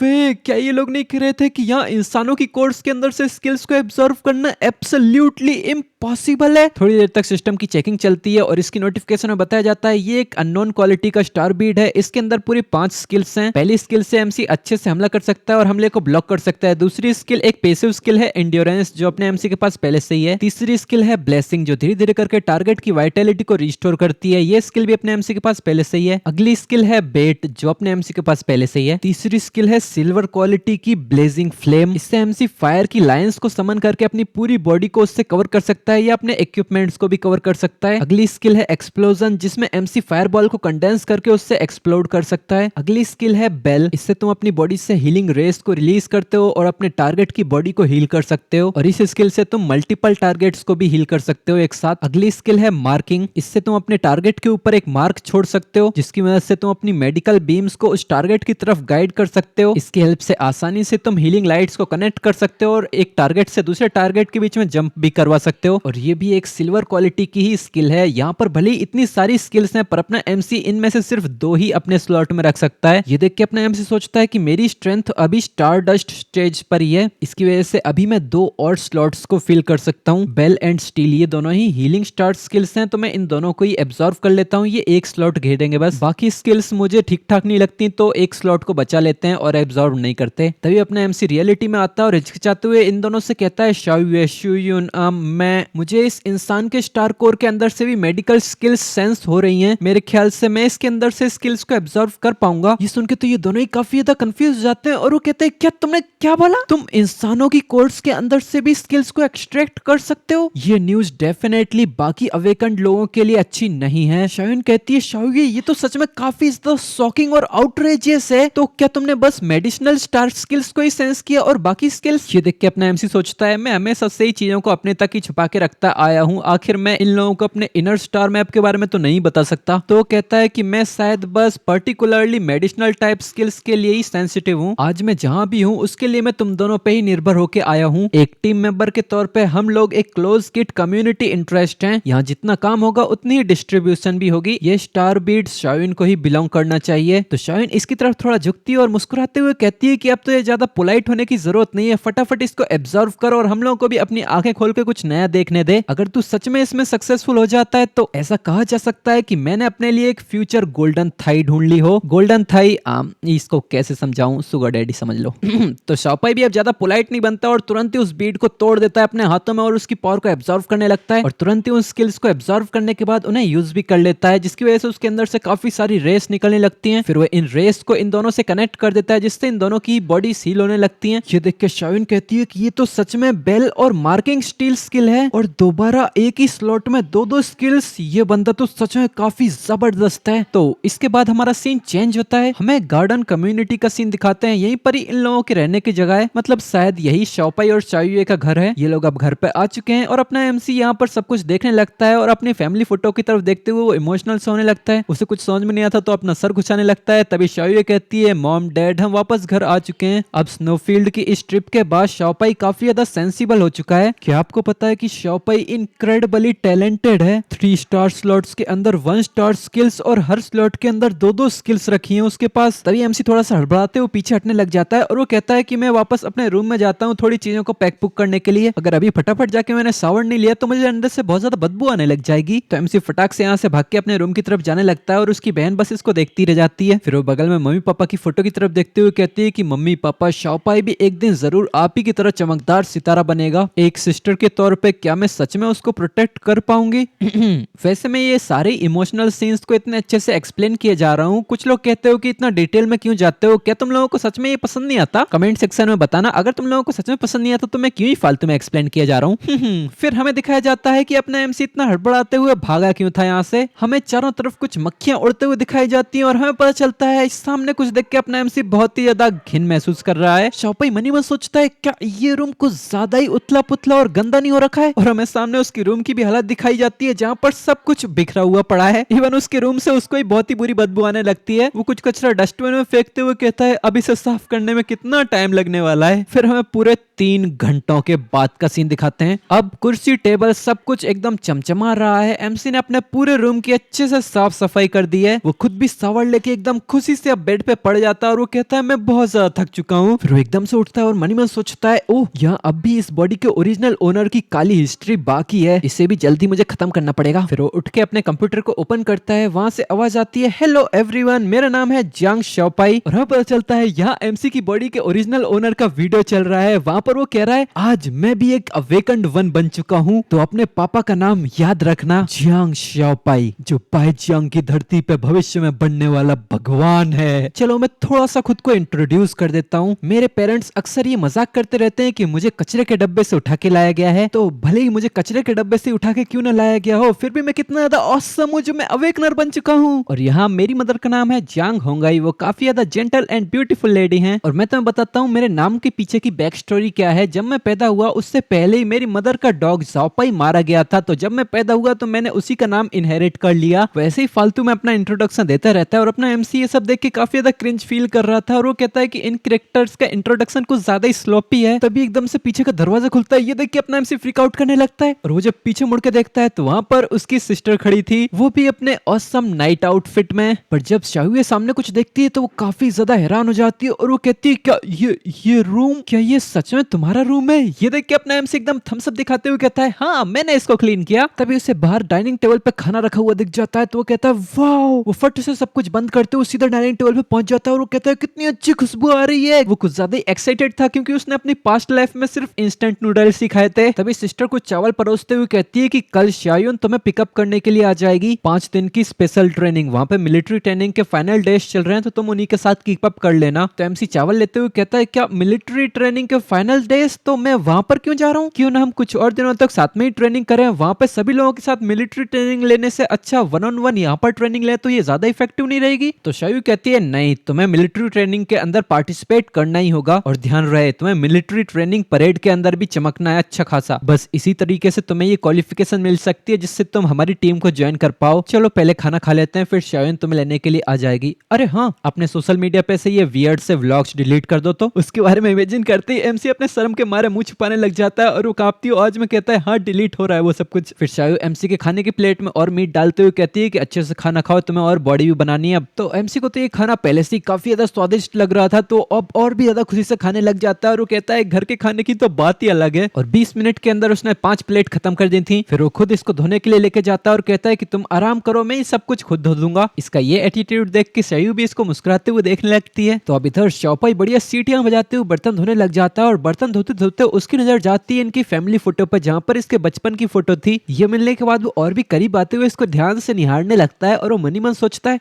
जियांगशुए जब इतनी छोटी थी तब कितनी ज्यादा क्यूट थी। हाँ, मैं जब से इसको श्याओयो बुला रहा हूँ, पर इसका असली नाम जियांगशुए है। एमसी फैमिली पिक्चर देखते हुए सोचता है कि मेरे इस जन्म के पेरेंट्स भी काफी ज्यादा सुंदर हैं। और अब अगर मैं ध्यान से सोचूं तो मुझे याद आ रहा है कि इस बॉडी के ओरिजिनल ओनर के ये जो पेरेंट्स थे वो कई साल पहले एक दूसरे वर्ल्ड में जाके गायब हो गए थे। अब मुझे नहीं पता कि इन लोगों से मिलने का कभी मुझे दोबारा चांस मिलेगा भी कि नहीं। फिर हमारा सीन चेंज होता है। अब शुयन श्याओपाई को लेने के लिए आ चुकी है और वो श्याओपाई के गले में हाथ डालते हुए उसकी बहन से कहती है, चिंता मत करो, मैं सावधानी से इस छोटे को लेके जाऊंगी और अगले हफ्ते तुम्हें वापस भी कर दूंगी। पर जाते जाते भी ये लोग लड़ने लग जाते हैं। श्याओपाई कहता है कि अपना हाथ मेरे गले से हटा शयुन। तो शयुन कहती है कि मुझे सीनियर सिस्टर बुला छोटे। तो एमसी कहता है कि बस तुम मुझसे कुछ सालों में बड़ी है, ज्यादा हीरोपंती मत दिखा। ऐसे ये लोग हंसी मजाक करते हुए यहाँ से चले जाते हैं। पर एमसी के जाने के बाद एक बंदा ऊपर बालकनी से खड़े होते हुए यहाँ एमसी को ही देख रहा था और इसके एटीट्यूड को देख के ऐसा लग रहा है कि यहाँ कुछ तो गड़बड़ है। यहाँ उसके इरादे बिल्कुल भी ठीक नहीं लग रहे। फिर हमारा सीन चेंज होकर शोंगहुआ मिंगचेंग कम्युनिटी में आता है। यहीं पर सियायुन का घर है और हमारी ये छोटी तितली बढ़िया सा गाना वाना गाते हुए अपने घर आ चुकी है। हाँ, अब से हम इसको छोटी तितली बुलाएंगे क्योंकि ये तितलियों की तरह ही हरकतें कर रही है। शायुन के अंदर आते ही उसे एक चड्डी बनियान में बॉक्सर दिखाई देता है और वो शायुन से कहता है, हेलो मिशिया। ये बॉक्सर देखने में काफी ज्यादा ताकतवर लग रहा था। शायुन इसे इंट्रोड्यूस कराते हुए कहती है कि ये है लेजेंड, अगले 5 दिनों के लिए यही तुम्हारा कोच होने वाला है। 5 दिनों की स्पेशल ट्रेनिंग के बाद तुम सीधा स्कूल जाओगे। फिर जितनी जल्दी हो सके उतनी जल्दी तुम्हें फर्स्ट ग्रेड की क्लास के अंदर इंटीग्रेट होना है और स्कूल रिप्रेजेंटेटिव के तौर पे सिलेक्ट होना है। इससे फर्क नहीं पड़ता कि तुम फर्स्ट प्लेस पे आओ या ना आओ, यहाँ पर सबसे ज्यादा मैटर ये करता है कि तुम उन्हें अपनी वैल्यू दिखाओ, स्कूल लीडर्स को तुम्हें नोटिस करने दो, समझे। ये सब सुनते हुए एमसी बस नर्वसनेस में अपना सर हिलाता रहता है। देन वो पहले एमसी से उसका फोन ले लेती है, फिर वो उसे बताती है कि इस 5 दिनों की स्पेशल ट्रेनिंग के दौरान तुम्हें अपने फोन से दूर रहना होगा। चिंता मत करो, ये फोन मेरे साथ सेफ रहेगा। ये सुनकर एमसी पैनिक करने लग जाता है और उससे फोन वापस लेने की कहता है। तो शिव इससे भागते हुए इसको फ्लैंक किस देते हुए कहती है कि कम ऑन, चिंता मत करो, रोजाना 3 पैर का खाना तुम तक डिलीवर कर दिया जाएगा। अब मैं आराम करने जा रहा हूँ, ठीक है, बाय बाय। पीछे एमसी चिल्लाते ही रह जाता है पर ये लड़की सब कुछ इग्नोर करती हुए अपने रूम में आती है और एक बढ़िया सा सावड़ लेती है आधे घंटे तक। फिर पूरे जोश के साथ छोटी तितली की तरह बाहर आती है और अपना टॉवल लपेटने लगती है गाना गाते गाते। वो देखने से काफी ज्यादा खुश और रिफ्रेशिंग लग रही थी और तभी उसकी नजर बगल में जाती है जहाँ पर श्याओपाई का फोन रखा हुआ था। वो ये देखते हुए थोड़ी देर कुछ सोचती है, फिर एक शैतानी मुस्कुराहट के साथ कुछ करने का उसे आइडिया आने लगता है। तभी अपना सीन चेंज होता है। हमें किसी को बॉक्सिंग करते हुए दिखाया जाता है। हमें पता चलता है ये जियांगशुए है जो अपनी ट्रेनिंग कर रही है, जो देखने में एब्सोल्युटली स्टनिंग लग रही है। फिर वो अपनी ट्रेनिंग से ब्रेक लेती है और अपना फोन उठाते हुए मनी मन सोचती है कि श्याओपाई भी अभी ट्रेनिंग ही कर रहा होगा। तभी उसको एक नोटिफिकेशन आती है कि तुमने जिस बंदे को फॉलो कर रखा है उसने एक नई पोस्ट डाली है। जब वो चेक करती है तब हमें पता चलता है कि ये नई पोस्ट एमसी के सोशल मीडिया अकाउंट पर डाली है और उस पोस्ट में एक सेडक्टिव फोटो के साथ लिखा हुआ है, इस लड़की के साथ घर जाने में मैं बहुत ज्यादा खुश हूँ। शियायुन की लॉन्ग लेग्स कितने ज्यादा ब्यूटीफुल हैं। PS first day fall in love with sister शियायुन। और जैसा कि तुम इमेजिन कर ही सकते हो, ये देख के तो उसकी बहन की सटक जाती है। फिर हमारा सीन चेंज होकर एमसी की तरफ आता है। वो एक बंदे के बारे में हमें बताता है, गाओ जुनवे के बारे में, जो हाथ मुंह धो के उसकी बहन के पीछे पड़ चुका है। इसके स्टार मैप के अंदर पूरे 25 स्लॉट्स हैं। इसका स्टार मैप एक टांग स्वॉर्ड के जैसा है। इसके पास पूरी 2 ब्रॉन्ज स्किल, 3 सिल्वर स्किल और 1 गोल्ड स्टार स्किल है। इसकी स्टार पावर नेबुला स्टेज पे है और बिल्कुल हान जियांगशुए और शियायुन की तरह ये भी चाइल्ड ऑफ डेस्टिनी है।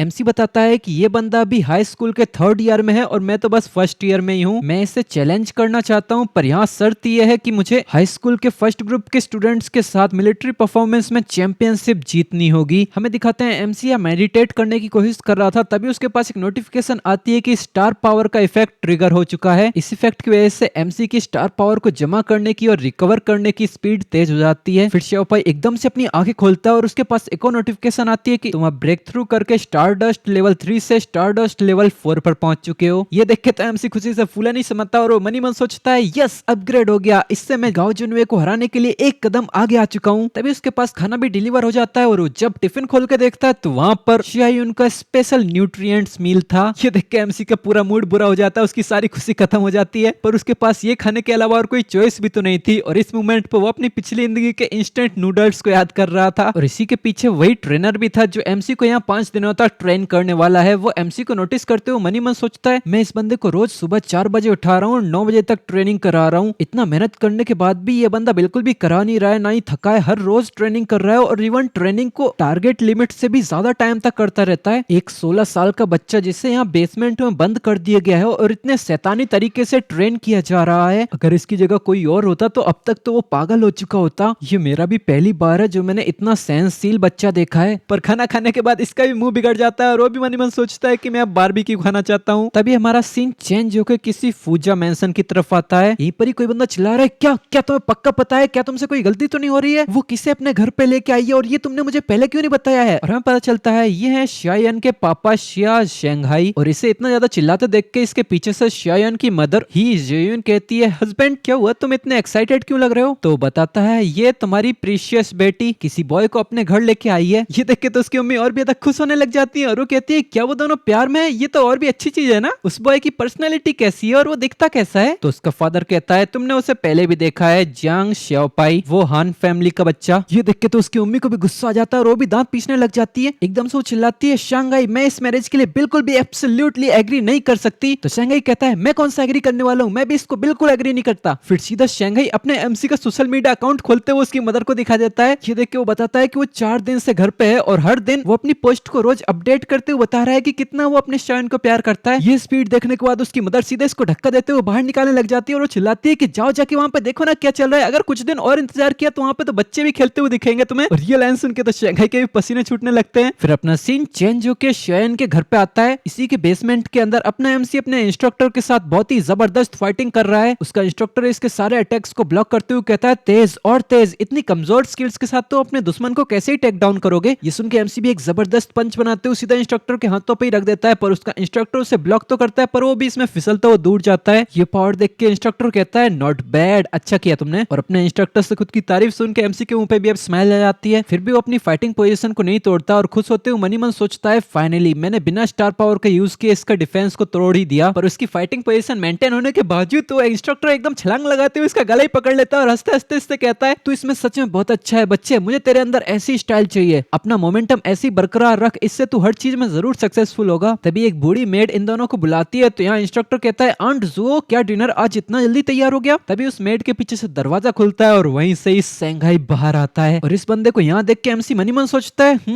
ये बंदा तो।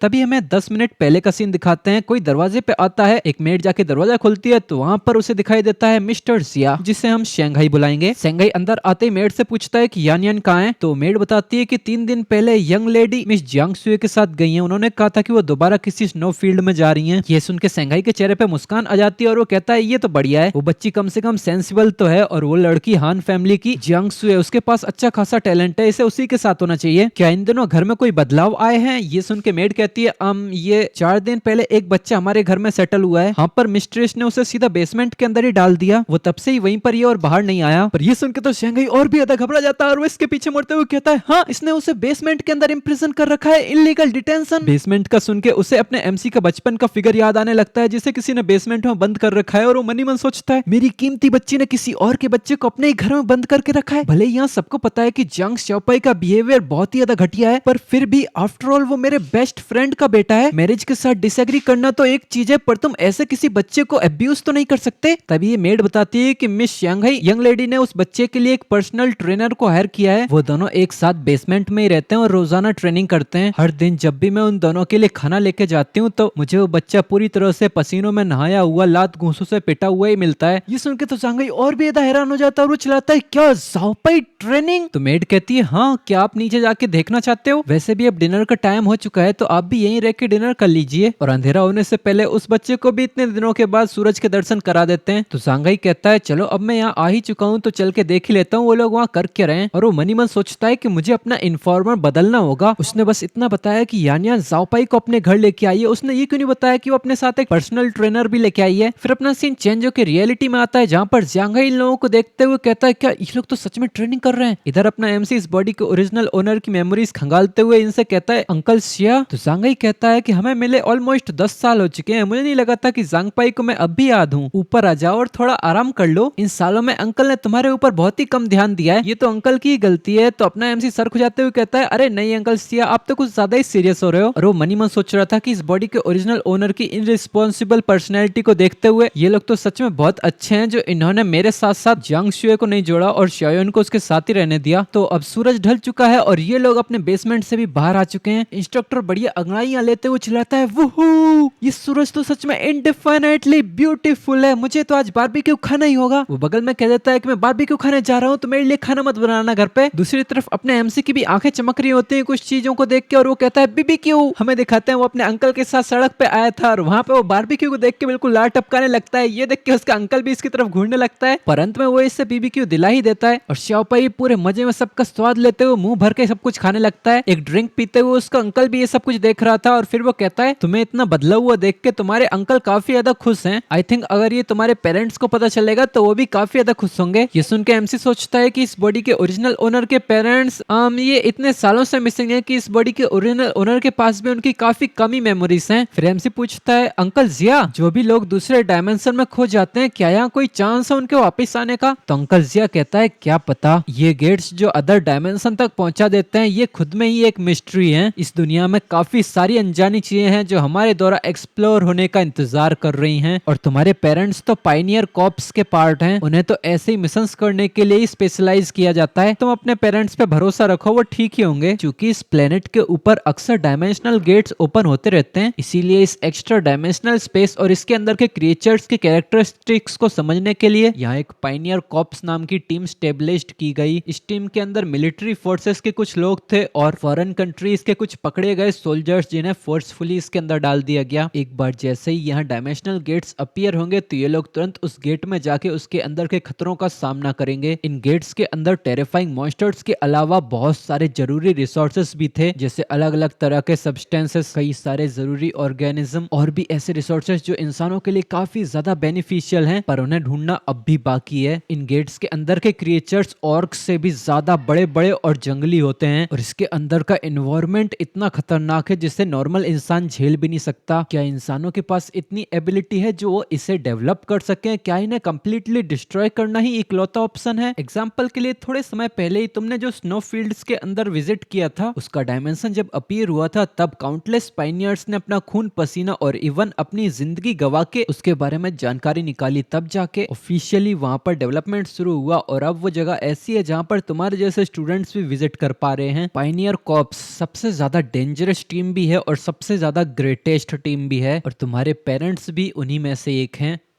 अब अपने पेरेंट्स को अपना रोल मॉडल बनाओ बच्चे और अपने भविष्य के लिए और भी ज्यादा कड़ी मेहनत करो। तभी अपना एमसी पूछता है कि अंकल जिया, वो कौन सा अल्टरनेट डायमेंशन है जहां पर मेरे पेरेंट्स गायब हुए थे? ये सुन के तो अंकल जिया के भी पसीने छूटने लगते हैं और इसकी तरफ देखते हुए बताते हैं कि तुम अभी वहां नहीं जा सकते, पर तुम्हें मैं उसका नाम बता सकता हूँ, ड्रैगन केव। ये जगह इतनी ज्यादा खतरनाक है कि अभी यहाँ जाने के बारे में तो तुम्हें सोचना भी नहीं चाहिए। अपना बेस्ट दो और ताकतवर बनने के लिए, और एक दिन मैं भी वहाँ एक्सप्लोरेशन करने के लिए जाने वाला हूँ। फिर वो ऐसी और भी बहुत सारी चीजें बताते हैं पर अपने एमसी के दिमाग में सिर्फ एक ही चीज घुसती है, ड्रैगन केव। फिर थोड़ी देर बकवास करने के बाद अंकल जिया भी करते हुए शांत होते हैं। फिर एमसी से पूछते हैं कि अब तुम 2 दिन के बाद स्कूल जाने वाले हो, है ना? तो एमसी बताता है, हाँ, शाओयुन ने बोला है कि वो परसों मुझे स्कूल लेके जाने वाली है और मुझे स्कूल के लिए तैयार होने के लिए बस एक ही हफ्ता मिला और उसमें भी मैं ट्रेनिंग ही कर रहा हूँ। तो अंकल जिया कहता है कि ये शाओयुन तुम्हारे ऊपर कुछ ज्यादा ही स्ट्रिक्ट है, उसे तुम्हारी ट्रेनिंग को थोड़ा मॉडरेट रखना चाहिए था। तो एमसी उसे डिफेंड करते हुए कहता है, अरे नहीं नहीं, शाओयुन तो मुझे काफी ज्यादा अच्छे से ट्रीट करती है और ये इतनी इंटेंस ट्रेनिंग के लिए तो मैंने ही उससे कहा था। ये सुन के अंकल जिया का चेहरा उतर जाता है और वो मनी मन सोचता है कि मैंने तो शाओयुन की बस थोड़ी सी बुराई की थी और ये बच्चा ऐसे उसे डिफेंड करने लगा। फिर वो हंसते हुए कहते हैं, हाँ हाँ, अब तो बच्चे बड़े हो गए हैं तो अब अंकल तुम्हारे मैटर्स के अंदर इंटरफेयर नहीं करना चाहते, पर शाओपाई ये सब कुछ पढ़ाई तक ही सीमित रहना चाहिए। ये लव अफेयर्स को अभी के लिए होल्ड पे रखो। तुम समझ रहे हो ना मैं क्या कह रहा हूँ?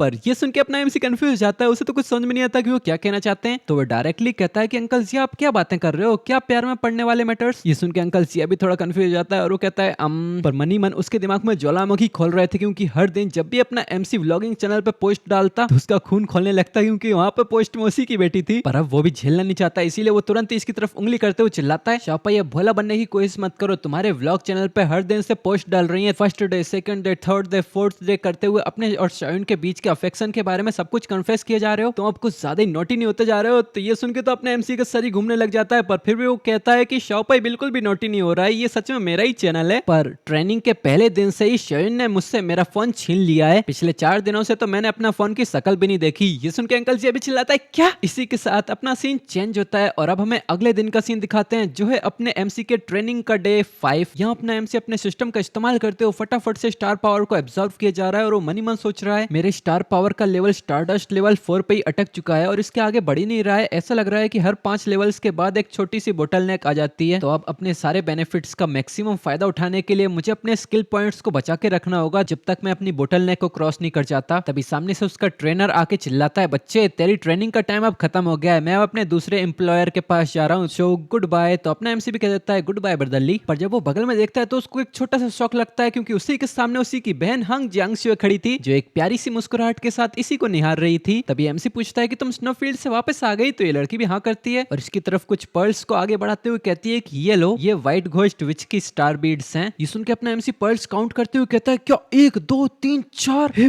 भगवान। और वो मनी मत सोच रहा था क्या इसने स्नोफील्ड्स की सारी व्हाइट घोस्ट विचेस को खत्म कर दिया। पर शाओपाई को इतना सरप्राइज देख के हांशुए थोड़ा सा हेजिटेट करते हुए कहती है क्या हुआ, इतनी काफी नहीं है? अगर इतनी काफी नहीं है तो हम और भी ढूंढ सकते हैं। ये सुन के अपना एमसी बस शर्माते हुए उसको देखता ही रह जाता है। तो इसने इतना सब कुछ मेरे लिए व्हाइट घोस्ट विचेस की पर्ल्स कलेक्ट करने के लिए किया, इसीलिए वो दोबारा स्नोफील्ड्स में गई थी। वो तो बस अपनी बचकानी चमकती हुई आंखों के साथ इसको देखते हुए कहता है हाँ जियांगशुए। फिर एकदम से उसको जाके गले लगा लेता है, जो देख के उसकी बहन भी शर्माने लग जाती है और वो अपनी शकल 2 लार्ज संतरों से टिकाते हुए कहता है थैंक यू।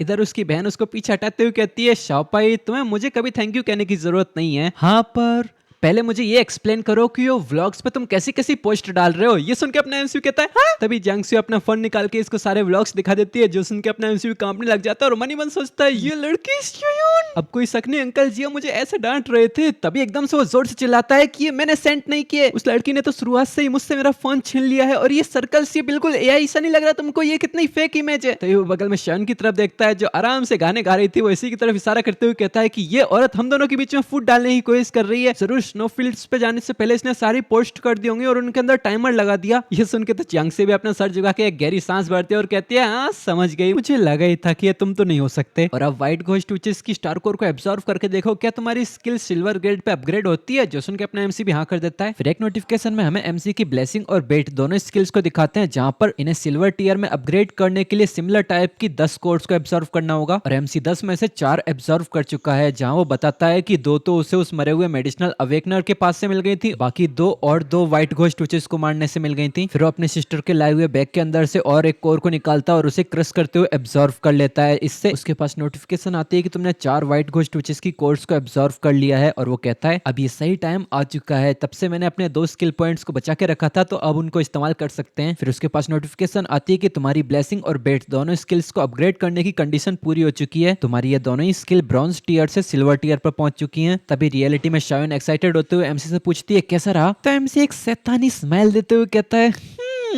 दोनों चुटकी बजाते हुए कहता है खुद ही देख लो और अगले ही पल वो इसी के ऊपर ब्लेसिंग कास्ट कर देता है। स्किल यूज होते ही आसपास का एनवायरनमेंट बदलने सा लगता है, एकदम से शायन का माइंड ब्लैंक हो जाता है, उसका फोकस खत्म होने लग जाता है, उसका चेहरा लाल पड़ने लग जाता है और एकदम से उसे लगता है कि वो अचानक से कहीं और ही जाके टेलीपोर्ट हो गई है। वो अपनी आंखें खोलती है तो सामने बढ़िया गर्म समुद्र और सामने से बहुत ही हल्की हल्की गर्म हवाएं चल रही थी। वो इस फीलिंग को साफ साफ इंजॉय कर पा रही थी। उसे ऐसा लग रहा था कि एकदम से उसकी सारी थकान गायब ही हो चुकी है। ऐसा लग रहा है कि वो लंबे समय से एक बीच पार्टी को इंजॉय कर रही है। ये वार्म रिलैक्सिंग फीलिंग, उसका पूरा शरीर काफी ज्यादा वार्म कंफर्टेबल और काफी ज्यादा कूल महसूस कर रहा था। रियलिटी में भी वो ऐसी सेडक्टिव आवाजें निकालते हुए कहती है कि तो ये है सिल्वर लेवल की ब्लेसिंग। ये हरकतें देख के जियांगशुए गहरी सांस भरते हुए हमसे कहती है हाँ तू फिर से नोटी हरकतें करने लगा। शाओपाई अपना सर खुजाते हुए कहता है मैं तो बस इफेक्ट चेक कर रहा था। तभी अपना सीन चेंज होता है, हमें किसी बिंगचेंग हाई स्कूल को दिखाया जाता है और अब दोनों सुंदरियां एमसी को स्कूल छोड़ने के लिए आ चुकी हैं और जियांगशुए बताती है इस जियांगबिंग नंबर 1 मिडिल स्कूल के अंदर सिर्फ हमारे जैसे अवेकनर्स ही नहीं है बल्कि यहाँ कई सारे ऑर्डिनरी स्टूडेंट्स भी हैं, तो सावधान रहना और किसी क्लासमेट के साथ फाइट मत करना। तो शायन हंसते हुए बताती है कि जब से शाओपाई थोड़ा सेंसिबल हुआ है तब से तुम कुछ ज्यादा ही बातें करने लगी हो। फिर वो खुद भी एमसी को बाय बाय करते हुए कहती है जा चुहे खुद को चेक इन करा ले, तेरी सिस्टर्स 3rd ईयर में तेरा इंतजार कर रही हैं। पर अपना एमसी से इग्नोर करते हुए आगे बढ़ते हुए कहता है हाँ हाँ पता है पता है। तभी हमें स्कूल के अंदर का सीन दिखाते हैं, यहाँ पर कुछ स्टूडेंट्स ने लाइन लगा के रखी है। इधर अब स्कूल आने के बाद एमसी सोचता है कि इस दुनिया में आने पे मुझे सबसे पहले तो स्नो फील्ड में सर्वाइव करना पड़ा और उसके बाद अब मुझे वापस स्कूल की तैयारी करनी पड़ रही है, जहाँ पर मुझे अपने ग्रेड्स को स्किप करके सीधा हाई स्कूल में जाना है। मैं तो अपनी पिछली जिंदगी में भी कई सालों से स्कूल नहीं गया था और यहाँ आने के बाद मुझे ऐसी फीलिंग आ रही है कि मैं किसी हॉरर हाई स्कूल वाले गेम में आ चुका हूँ, और वो भी नाइटमेयर डिफिकल्टी के साथ। क्या मैं किसी कॉलेज स्टूडेंट के तौर पर इनकारनेट नहीं हो सकता था? जल्द ही वो एडमिशन ऑफिस में आ जाता है। वहीं पर एक टीचर एमसी की फाइल पढ़ते हुए कहता है, शाओपाई, और तुम्हारे पास 9 स्लॉट्स हैं। मैंने सुना कि तुमने अपनी रजिस्ट्रेशन और मिलिट्री ट्रेनिंग मिस कर दी क्योंकि तुम स्नोफील्ड्स के अंदर ट्रेनिंग कर रहे थे। जो सुन के अपना शाओपाई भी पूरे कॉन्फिडेंस के साथ कहता है हाँ। ये सुन के टीचर इसको नीची नजरों से देखते हुए सोचता है, हाँ, ये शायद मिलिट्री ट्रेनिंग नहीं करना चाहता होगा, इसीलिए यहाँ पे स्नोफील्ड का बहाना बना रहा है। आजकल के बच्चे तो पॉलिटिशियन से भी ज्यादा स्मूथली झूठ बोलते हैं। ठीक है, तो मुझे अपना स्टार सर्कल तो दिखाओ। ये सुन के अपना एमसी हंसते हुए ओके कहता है, फिर एकदम से चुटकी बजा के अपने पीछे अपने स्टार सर्कल को ओपन कर लेता है। और एमसी का स्टार सर्कल देख के तो ये बंदा बहुत ज्यादा हैरान हो जाता है। वो एकदम से हैरानी से उठते हुए चिल्लाता है, व्हाट, 3 स्टार स्किल्स? और इनके ऊपर शब्दों में क्या लिखा है? ब्लेसिंग, ग्रीन मैंगो और बेल। टीचर एकदम से खड़ा होता है और हैरानी से चिल्लाता है कि ये पॉसिबल भी कैसे है? ब्लेसिंग और ग्रीन मैंगो दोनों ही ब्रॉन्ज क्वालिटी की स्किल्स हैं और तुमने 3 स्टार स्किल्स को एब्सॉर्व कैसे किया? ये सुन के अपना एमसी भी थोड़ा नर्वस होने लगता है और फिर वो कहता है कि ये वाली स्टार कोर्स मेरे पेरेंट्स मेरे लिए छोड़ के गए थे। और एमसी मनी मन सोच रहा था कि हान जियांगसुए ने पहले मुझे इंस्ट्रक्ट कर दिया है कि ऐसे कोई सवाल आए तो तुरंत ही सब कुछ अपने पेरेंट्स पे थोप देना। इधर एमसी की बात सुन के टीचर उसका सरनेम देखता है, जियांग। तो अपना एमसी बताता है, मेरे पेरेंट्स 3 साल पहले एक मिशन पे गायब हो गए थे और अब उनके बारे में किसी को कुछ नहीं पता। तो टीचर पूछता है कि तुम्हें ट्रेनिंग के लिए स्नोफील्ड्स पे कौन लेके गया? तो अपना एमसी बताता है कि हान जियांगसुए, मेरी सिस्टर। हान जियांगसुए का नाम सुनते ही यहाँ टीचर के सारे हाव भाव बदल जाते हैं और वो कहता है, ओ तुम हान जियांगसुए के छोटे भाई हो, अब कोई शक नहीं। हान फैमिली हो, पायनियर टीम की, अब तुम लोगों ने अपनी मदर का सरनेम ले लिया है। और इधर टीचर मनी मन सोच रहा था कि क्या शर्म की बात है, इस बच्चे के पास बस 9 स्टार स्लॉट्स हैं पर इसने इतने लो पोटेंशियल होने के बावजूद 3 सिल्वर क्वालिटी की स्किल्स को एब्जॉर्व कर लिया, जिसमें से 2 हीलिंग टाइप हैं। इससे फर्क नहीं पड़ता कि ये फ्यूचर स्टेजेस में ज्यादा ग्रो कर पाएगा कि नहीं, पर इसकी अभी के हालात देखते हुए तो ऐसा लगता है कि ये हाई स्कूल के अंदर काफी ज्यादा ताकतवर रहने वाला है। और यहाँ टीचर ने ऐसा इसीलिए बोला है क्योंकि फ्यूचर में एमसी को और भी ज्यादा ग्रो करने के लिए और ज्यादा स्टार स्किल्स की जरूरत पड़ती, पर अपने एमसी के पास तो बस 9 स्लॉट्स हैं। पर यहाँ एमसी के पास 3 स्किल्स हैं और वो भी सिल्वर ग्रेड की। यहाँ पर अगर किसी के पास 2 ब्रॉन्ज ग्रेड की स्किल भी हो तो भी अच्छा ही माना जाता है, पर यहाँ 3 सिल्वर ग्रेड की स्किल है इसके पास। और हीलिंग टाइप की स्किल्स तो और भी ज्यादा रेयर मानी जाती हैं और उसके पास 2 सिल्वर टियर की हीलिंग स्किल्स हैं, तो ये काफी ज्यादा स्ट्रॉन्ग है। फिर टीचर एमसी को कहता है कि मुझे फॉलो करो और एमसी उसको फॉलो करने लगता है। और अब ये लोग ऐसे ही चलते चलते एक ट्रेनिंग ग्राउंड के ऊपर आ जाते हैं। इनको देख के सामने से एक लड़की चिल्लाती है, हे वहां पर देखो, लगता है एक हैंडसम लिटिल ब्रदर हमें ज्वाइन करने वाला है। ये सुन के एक लड़की जो पहले ही ट्रेनिंग करते करते बहुत ज्यादा पसीना बहा रही थी, वो कहती है, कहां पर, किधर है वो? और यहाँ इस लड़की का नाम है एलिना। ये भी इसी बाइचिंग हाई स्कूल की लड़की है और ये क्लास 1 और 2 की अवेकनर है। क्लास 1 और 2 क्या होता है इसके बारे में हमें अभी पता नहीं चला है, तो शायद बाद में पता चल जाए। उसी के बगल में एक और लूका नाम की लड़की एमसी की तरफ इशारा करते हुए कहती है, वो देखो वहां पर कोच के साथ बात कर रहा है। ये लूका और अलीना दोनों ही इसी स्कूल की हैं और सेम क्लास की हैं। लूका बताती है कि वहां पर देख अपने ट्रेनिंग कैंप के पास, क्या ये वही क्लास 2 प्रोटेजी है जिसने खुद से ट्रेन करने के लिए मिलिट्री ट्रेनिंग से भी लीव ले ली थी? और इधर ये कोच एमसी को देखते हुए कहता है, तुमसे दोबारा मिलकर अच्छा लगा, मुझे नहीं लगा था कि तुम क्लास 2 के स्टूडेंट हो। और हमें दिखाते हैं यहाँ पर कोच ब्रदर ली ही थे और इसे देख के एमसी भी खुश हो जाता है और कहता है, ब्रदर ली आप यहाँ पर क्या कर रहे हो? तभी पीछे से टीचर कहता है, ऑफिशियल लेडोन, क्या आप इसे जानते हो? तो ब्रदर लू कहता है कि मैं इस बच्चे को पिछले कुछ दिनों से ट्रेन कर रहा था, मुझे नहीं लगा था कि ये इत्तेफाक से अपने स्कूल में आएगा। और यहाँ पर डायरेक्टर गाँव ने बोला है कि यहाँ के ओरिजिनल इंस्ट्रक्टर को यहाँ आने में काफी ज्यादा टाइम लगने वाला है, तो अर्जेंटली मुझे इस क्लास को लेना पड़ेगा। ये सुन के एमसी कहता है, ओ तो ऐसा है। फिर ट्रेनर थोड़ा सीरियस होते हुए कहता है, ठीक है शाओपाई, अब टीम में आ जाओ इधर। फिर यहाँ सभी लोग तो वैसे ही एमसी को घूर रहे थे, तभी एक बंदा एमसी के पास आते हुए कहता है, हेलो क्लासमेट, मेरा नाम लू बुफांग है, मैं क्लास 2 का कम्युनिकेशन मॉनिटर हूँ, अगर तुम्हें यहाँ के बारे में कोई भी सवाल हो तो मुझे कॉन्टेक्ट कर सकते हो तुम। जो सुन के एमसी भी हिचकिचाते हुए कह देता है कि हाँ मेरा नाम जियांग जियांग शाओपाई है। तो वो बुफांग और भी हंसते खिलखिलाते हुए कहता है कि वेलकम टू क्लास 2, तुम्हारे पास काफी सारे स्टार स्लॉट्स होंगे ना, तुम्हारा डिपार्टमेंट कौन सा है, फाइटिंग, हीलिंग या कौन सा? मेरे पास 19 स्टार स्लॉट्स हैं और तुम्हारे? तो एमसी काफी ज्यादा नर्वस होते हुए कहता है, मेरे पास तुम्हारे जितने स्टार स्लॉट्स हैं उसके आधे हैं। तो वो बंदा कहता है,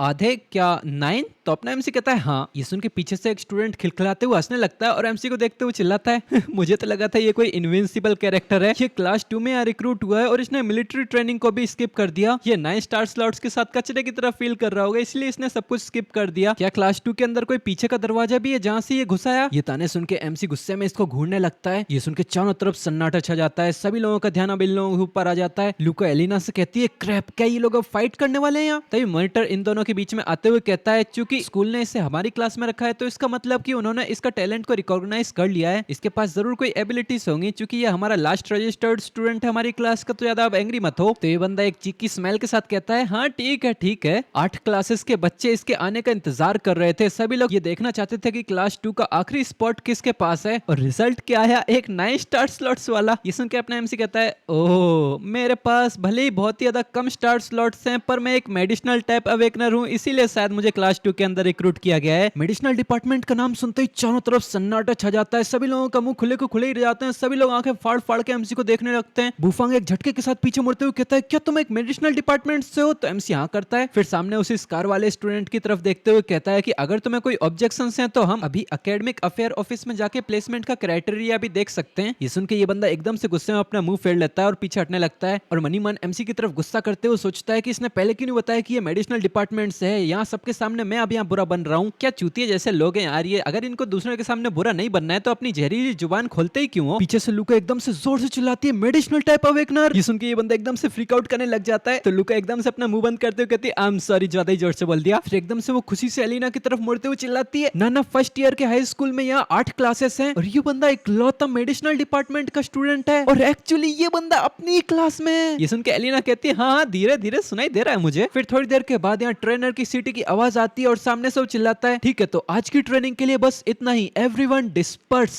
डिस्पर्स मतलब दफा हो जाओ मजाक कर रहा था। पर ट्रेनर की आवाज सुन के सभी लोग यहाँ से चलने लगते हैं, जिनके अंदर अपना एमसी भी था, और वो बताता है यहाँ इस बेंचिंग हाई स्कूल के अंदर ऑर्डिनरी लोगों की क्लासेस को छोड़ के अवेकनर की क्लासेस के अंदर यहाँ और भी स्पेशल क्लासेस हैं स्पेशली अवेकनिंग टीम्स के लिए। यहाँ हर ग्रेड के अंदर 8 क्लासेस हैं और यहाँ स्कूल स्टूडेंट्स की असेसमेंट करता है और फिर उन्हें इन्हीं 8 में से एक क्लास के अंदर डालता है। यहाँ स्कूल में रिपोर्ट करने के लिए ऑलरेडी काफी ज्यादा देरी हो चुकी है, तो सारी क्लासेस ऑलरेडी फुल है, तो इसीलिए मैं सेकंड क्लास के अंदर ही आ पाया। मिलिट्री ट्रेनिंग 3 दिन में ही खत्म हो जाएगी। अगर मुझे अपनी क्लास को रिप्रेजेंट करना है तो मुझे अपनी आइडेंटिटी सबको दिखानी होगी। अगली सुबह एमसी 4 बजे उठ के ही अब ट्रेनिंग पे लग चुका है। लूका पीछे से चक्कर काटते हुए चिल्लाती है ना ना मेरे इंतजार करो, हमें सुबह सुबह मुर्गों से भी पहले क्यों उठना पड़ता है, और उसके बाद अपनी ये इंटेंस ट्रेनिंग, अब तो मेरी बॉडी जवाब देने लगी है, ये तो प्योर टॉर्चर है। तो अलीना कहती है कि दिन की प्लानिंग मॉर्निंग में ही होती है, तो क्यों ना एक्सरसाइज करके इस समय का अच्छे से इस्तेमाल करें, अगर हम हार्डवर्क करना छोड़ देंगे तो बाकी लोग हमें सरप्राइज कर जाएंगे। तो पीछे से लूका थकी हारी अपने आप को आगे खींचते हुए अपनी हफ्ती आवाज में कहती है कोई हमें सरपास कर जाएगा, इसके बारे में सोचने का भी क्या ही पॉइंट है, हम दोनों अकेले हैं इस पूरे ट्रैक के अंदर, ये तो इम्पॉसिबल है कोई हमसे ज्यादा हार्डवर्क कर रहा हो। और अगले ही पल वो अपने मुंह के बल गिरती है और कहती है कि मैं तो अपनी स्लीपिंग पार्टी में जा रही हूँ। फिर वो एकदम से उठ के रोने लग जाती है और कहती है कि मैं एक अवेकन्ड एल्डर कब से बन गई, मैं तो बस एक छोटी सी सॉल्टेड फेस हूँ जो बस कॉमिक्स ड्रॉ करना चाहती हूँ। तभी वो अपनी आंखों पे आंसू लिए सामने की तरफ देखती है, तो वहां पर उसकी दोस्त उस पर ध्यान भी नहीं दे रही थी, वो पहले आगे निकल चुकी थी। पर उसी के बगल में अपना एमसी टॉवल से अपना पसीना पोंछ रहा था। ये देख के लूका का चेहरा उतर जाता है और वो कहती है क्या यहाँ कोई हमसे भी ज्यादा हार्डवर्क कर रहा है। तभी सामने से कोई एमसी को आवाज लगाता है क्लासमेट, व्हाइट बालों वाले क्लासमेट। हमें दिखाते हैं ये है लूका, जो अपने आप को पोंछ पाछ के एमसी की तरफ आती है और एकदम चीयरफुल स्माइल के साथ कहती है हेलो मेरा नाम लूका है और मैं तुम्हारी वाली क्लास में हूँ। तो एमसी भी अपने आप को खुशी से इंट्रोड्यूस करता है कि मेरा नाम श्योपाई है। तो लूका चिपकू एकदम से एमसी का हाथ पकड़ के हाथ मिलाने लग जाती है। ये देख के एमसी एकदम से हैरान हो जाता है। फिर एकदम से लूका पूरी उम्मीदों के साथ कहती है क्लासमेट श्योपाई, क्या तुमने अभी कोई अपने लिए टीम ढूंढी है? अगर नहीं ढूंढी है तो क्या तुम हमारी टीम को ज्वाइन करना चाहोगे? हमारी टीम के अंदर टैंक्स और डीपीएस वाले भी मेंबर्स हैं। टीम का कॉन्फ़िगरेशन भी काफी ज्यादा अच्छा है, हम डेफिनेटली तुम्हें प्रोटेक्ट कर पाएंगे। पर इसका इतना उत्साह देख के एमसी सदमे में था और उसे तो कुछ समझ में ही नहीं आ रहा था। तभी इस लड़की के पीछे से कोई इसके ऊपर हाथ रखता है और कहता है लूका।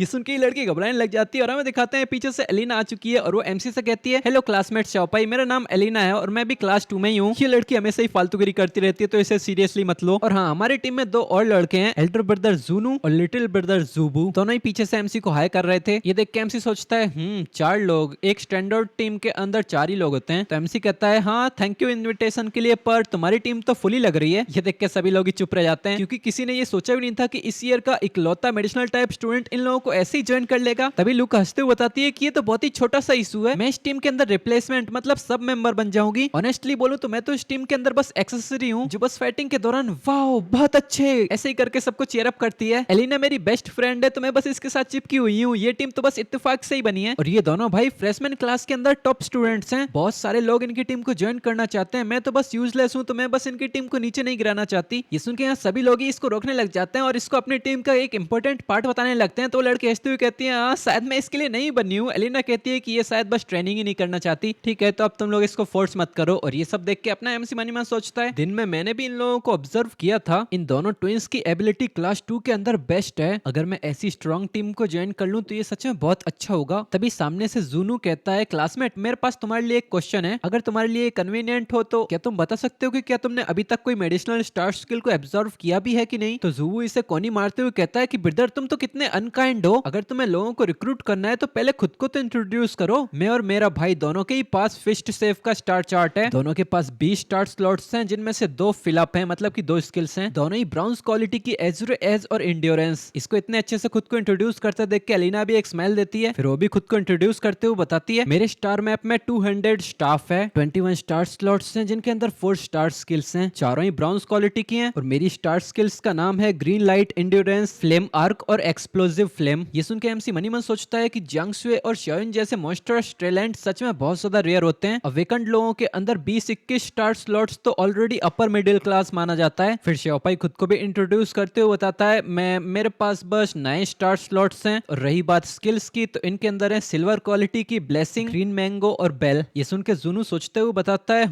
ब्लेसिंग और बेल दोनों ही हीलिंग स्टार स्किल्स हैं, अमेजिंग। पर तभी उसका रिएक्शन एकदम से बदल जाता है, वो हैरान होते हुए एकदम से चिल्लाता है, एक मिनट तुमने अपनी स्किल्स की क्वालिटी क्या बताई। तो अपना एमसी बताता है सिल्वर क्वालिटी। ये सुन के तो मानो इन लोगों के ऊपर एक बहुत बड़ा पहाड़ी गिर गया हो, इन सब की आंखें फटी की फटी रह जाती है, मुंह के अंदर तो मानो हाथी घुस जाए। सब एक साथ चिल्लाता है, क्या सिल्वर क्वालिटी। इनकी जोरदार चीख की वजह से एमसी भी कान बंद करने लग जाता है और वो चिल्लाता है, मेरे तो कान फटने ही वाले हैं, ये लोग ऐसे चिल्लाते क्यों हैं। पर तभी उसे एक अजीब सी सेंसेशन फील होती है जिसकी वजह से वो झटके से अपनी आंखें खोलता है और हमें दिखाते हैं यहाँ सभी लोग एमसी से चिपकने लग जाते हैं। एक बंदा तो एमसी के पैर ही पकड़ने लगता है, सभी लोग चिल्लाते हैं, वाओ ब्रदर शाओपाई प्लीज हमारी टीम को कैरी करो। इनकी इतनी एक्साइटमेंट के बाद अपना एमसी कहता है, हम प्लीज मुझे शाओपाई ही बुलाओ। फिर एमसी साफ साफ इन लोगों की अटेंशन को एंजॉय करने लगता है और यहीं पर ही अपना सीन चेंज होता है। और यहाँ पर अपना एमसी मनीमन सोच रहा था कि मुझे लगा था कि एक स्ट्रॉन्ग टीम ढूंढना काफी ज्यादा मुश्किल टास्क है, पर अनएक्सपेक्टेडली ये इतनी आसानी से सॉल्व हो गया। फिर अपना सीन चेंज होता है, एक मैदान के अंदर काफी ज्यादा भीड़ लगी हुई थी, यहाँ पर ही कुछ लोग मुक्केबाजियां कर रहे थे। एक बंदा एक हैंडसम बंदे को मुक्का मारता है, पर वो हैंडसम बंदा आराम से डॉच कर जाता है और मुक्का डॉच करने के बाद ये हैंडसम बंदा एकदम मुट्ठी बनाते हुए कहता है, बस हो गया तेरा। फिर वो भी अपना मुक्का चलाते हुए एक जोरदार पंच स्टूडेंट के पेट में ही मार देता है। सामने वाला स्टूडेंट तो क्लियरली होल्ड बैक करने की कोशिश भी कर रहा था, पर ये बंदा तो बिल्कुल भी दया नहीं दिखाते हुए पूरी जी जान लगा के मुक्केबाजियां कर रहा था। और इसका मुक्का खाने के बाद सामने वाला एक जोरदार चीख लगाता है। तभी सामने से इंस्ट्रक्टर आते हुए चिल्लाता है, गाओजुंग चैन रोकिए सब, मैंने तुझसे कितनी बार बोला है होल्ड बैक कर, होल्ड बैक कर, ये तेरे क्लासमेट है, कोई दूसरे डायमेंशन के मॉन्स्टर्स नहीं। इसकी चिल्ला चोट सुन के ये बंदा अपना मुंह फेरते हुए कहता है, हाँ कितना अनोइंग है, रिलैक्स, ये मरा नहीं है। तभी बगल में से इसका दोस्त कहता है, ब्रदर चैन जरा उधर क्लास 1 की तरफ देखो। और जब ये बंदा बगल में उस डायरेक्शन की तरफ देखता है तो वहीं पर ही उससे नैना और लूका दिखते हैं, जहाँ पर अपना एमसी उनके साथ बात कर रहा था। तो ये देखते हुए वो कहता है, ये सफेदी की जानकार कहाँ से आई और नाना इससे इतनी ज्यादा क्लोज क्यों लग रही है। तो पीछे से वो बंदा आता है और आग में घी डालते हुए एकदम हिचकिचाते हुए कहता है, मैंने सुना कि एक बंदा क्लास 2 पे था जो पहले बहुत ज्यादा लीव पे था, इसीलिए स्कूल नहीं आया था और बस कल ही यहाँ स्कूल आया है और यहाँ लड़कियों के पीछे पड़ने लगा। ये बंदा तो सच में ब्रदर चैन आपको सीरियसली नहीं ले रहा है, इसकी हिम्मत कैसे हुई जो इसने ब्रदर चैन की लड़की छीनने की कोशिश की है। तो ये बंदा भी अब स्वैग में आ जाता है और अपनी हड्डियां चटकाते हुए कहता है, ओह। फिर वो आगे बढ़ते हुए कहता है कि आज की ट्रेनिंग खत्म, अब सभी लोग मुझे फॉलो करो, एक स्पेशल एडमिशन क्लास। हाँ